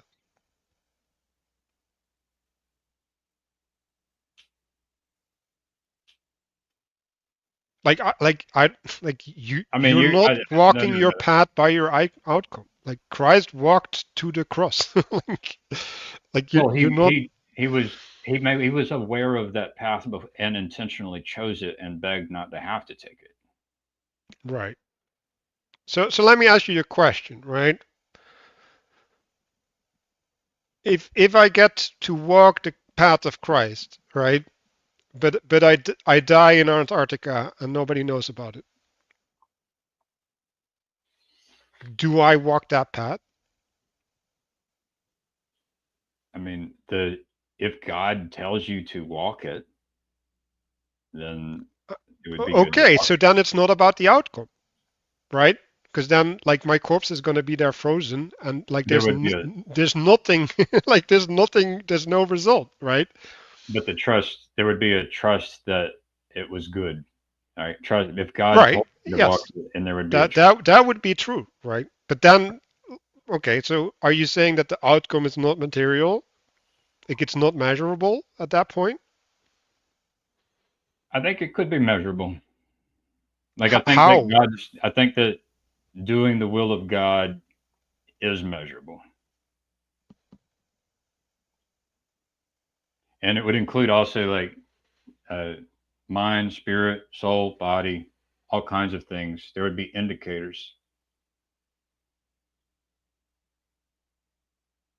Yeah, but to go back to my example, right? I don't see how you would measure that. Like what would you be measuring? I mean, it would be hard at this point to be able to. You can't predict the future, right? So it's like there's all the possible paths. You trusted one. You don't know what all those other paths would have been, right? Yeah, so you're not saying anything. Like I'm like Here's the if you thing. say something is measurable, right? It's like So have you heard God say anything to you, right? that depends on what you mean by say, but yes. Right. And then did you wrestle with obedience? Did you wrestle with any like question and trust about even after the fact, what, no matter your choice, like did you wrestle with any of that? No.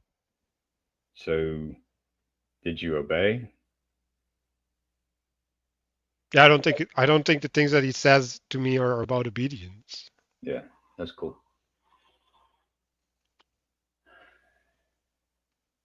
So you haven't experienced something where you would where God told you to go to the cross.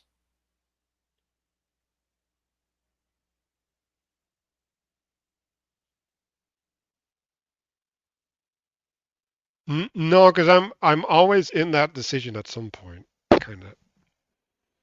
Because like he he shows me how to judge, right? But he doesn't show me what my judgment should be.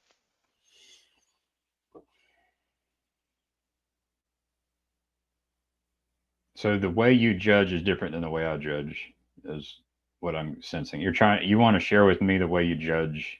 You disagree with the way I judge. Well, I'm still trying to figure out what you're talking about because I can't see what you're talking about. Yeah, I mean it's like my experience is that I'll go out into the world, experience stress, experience make mistakes, and um, I will seek. I'll try to enter a state of humility and seek guidance, and then I'll receive insight, revelation about what happened, why it happened, what I could do different next time. Right. So that's kind of my that's my experience often, usually in my relationship with God. Hmm. Like, but does that mean that you have to do that It means differently? it means that I'm becoming a new person, and I'm witnessing like the world change around me and people change around me. I'm changing and the people around me are changing, and Hmm. it seems to be getting better.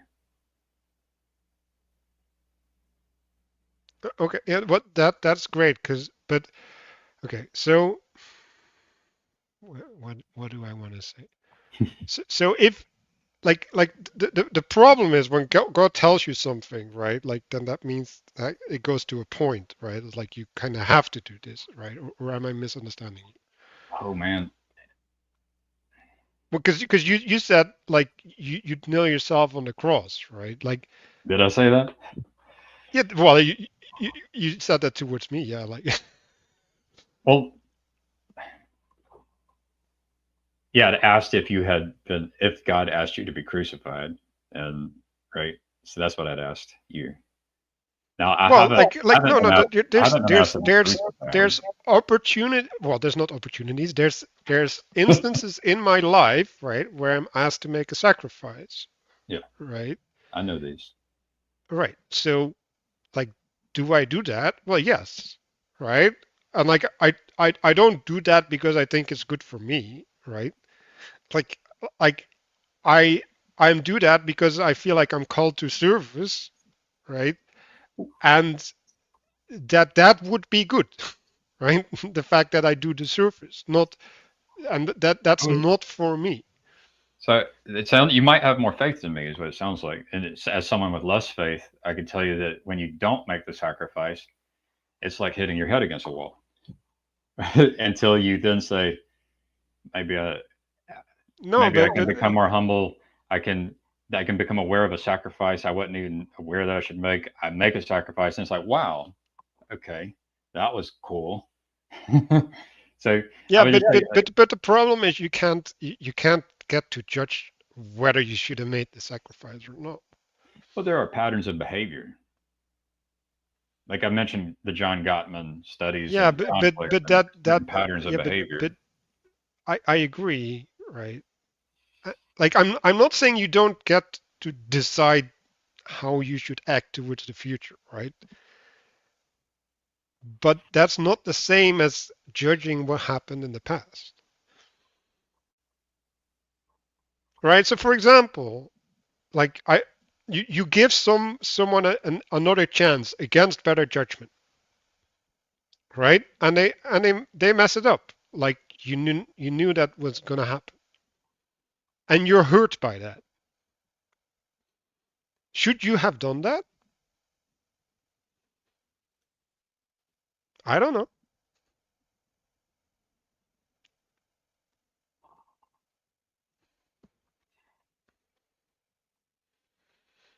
I think there's more. Uh, Like, so there's an infinite number of ways to give someone a chance. If you I, keep trying the same ways you've done before, yeah, but expecting a different can you result. deal with the question, right? Like the question is, can you decide whether you should have made that action or not?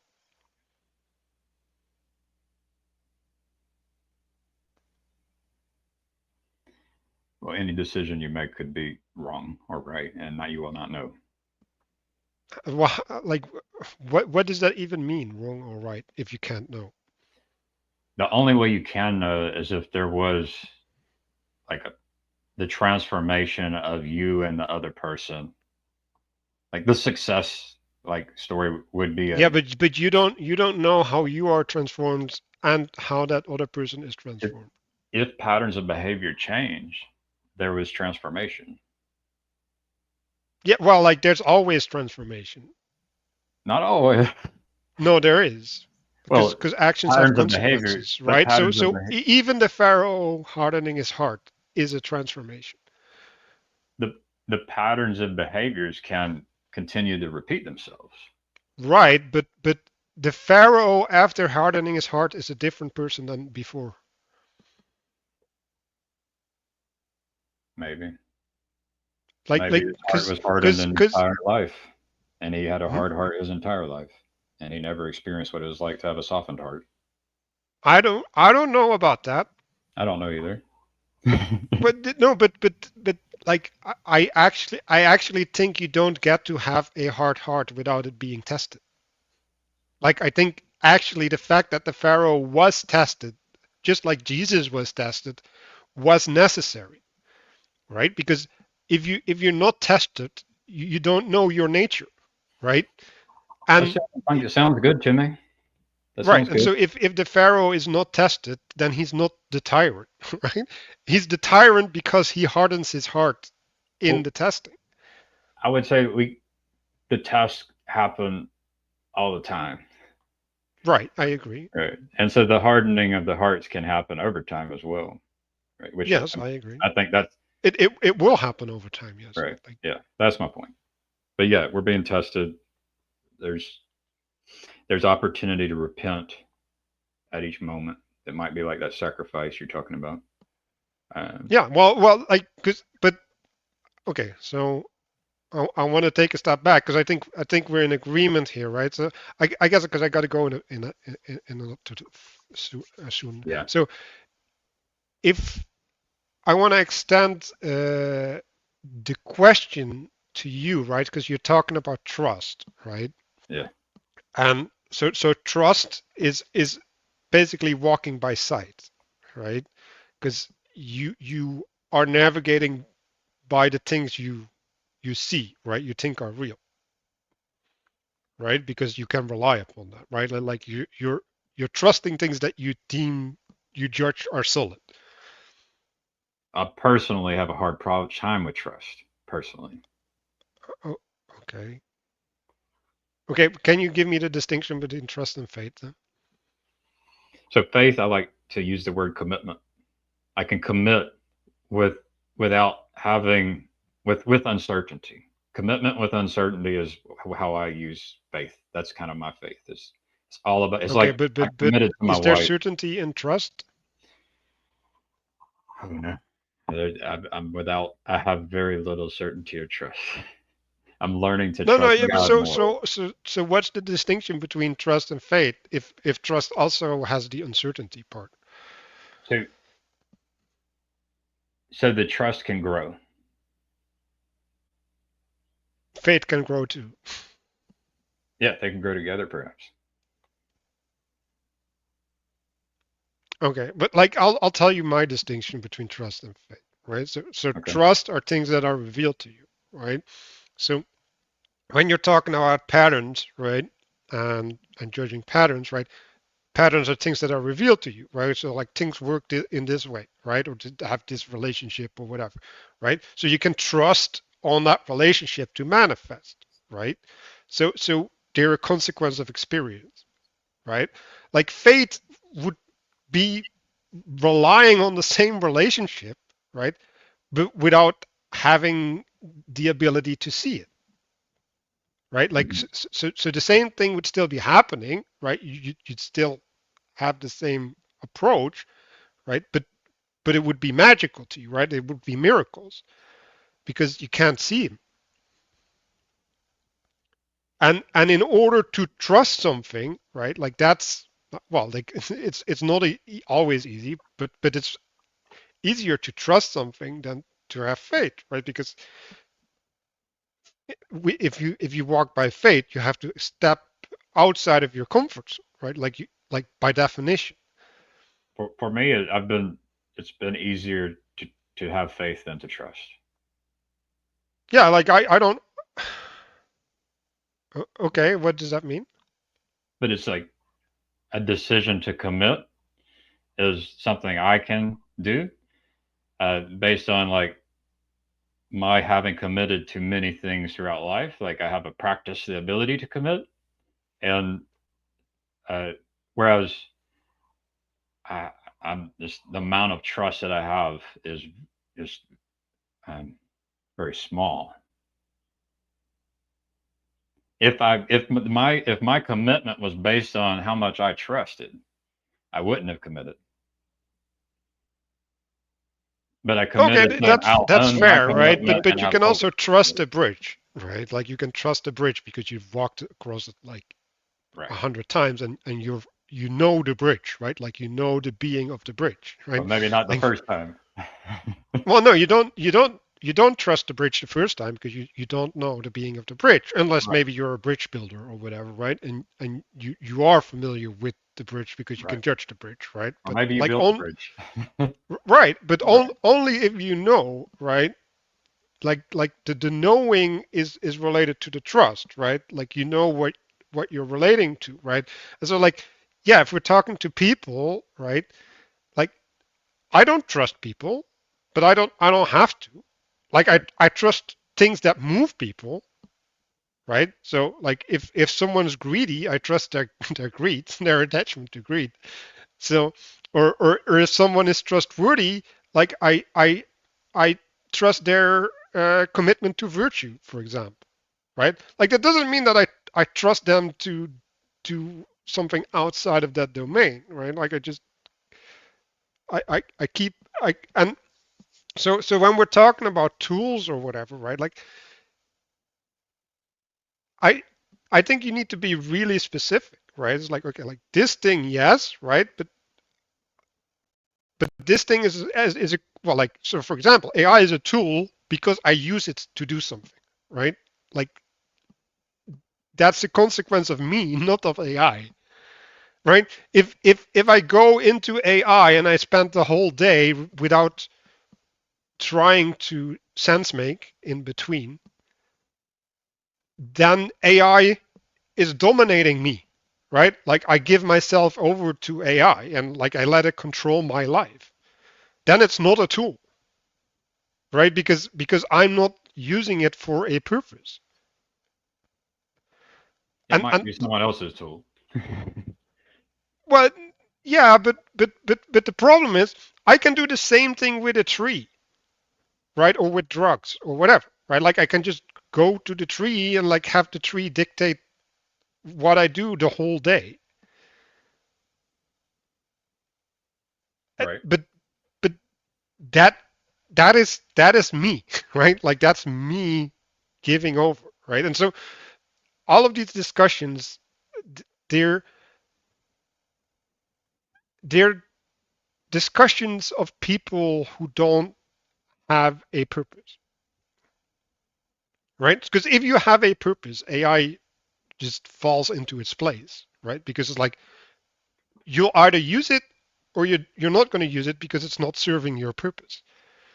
If you're living in a world where you don't have a purpose, AI will possess you. But the tree can possess you as well, right? Like how many people stare at the clouds all day? I would say the difference is like between the person. There's people who plant trees, right? And there's so you can plant certain types of trees in certain places. There's engineering of this kind of thing, but Mm-hmm.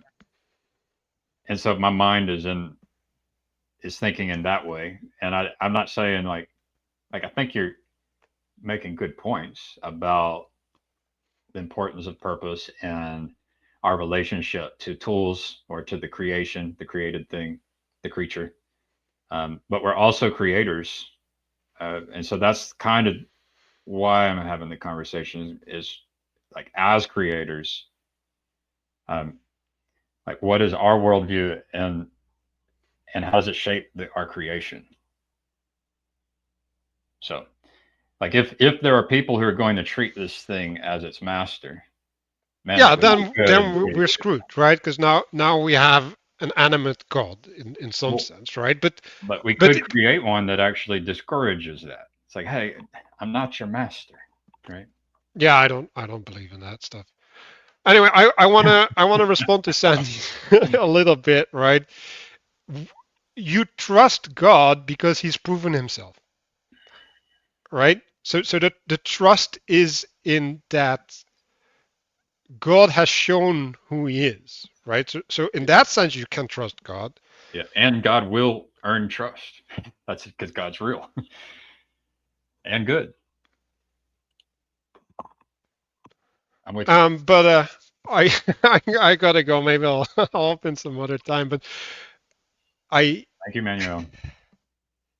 I think it's Wait, important to. let me see my heart rate.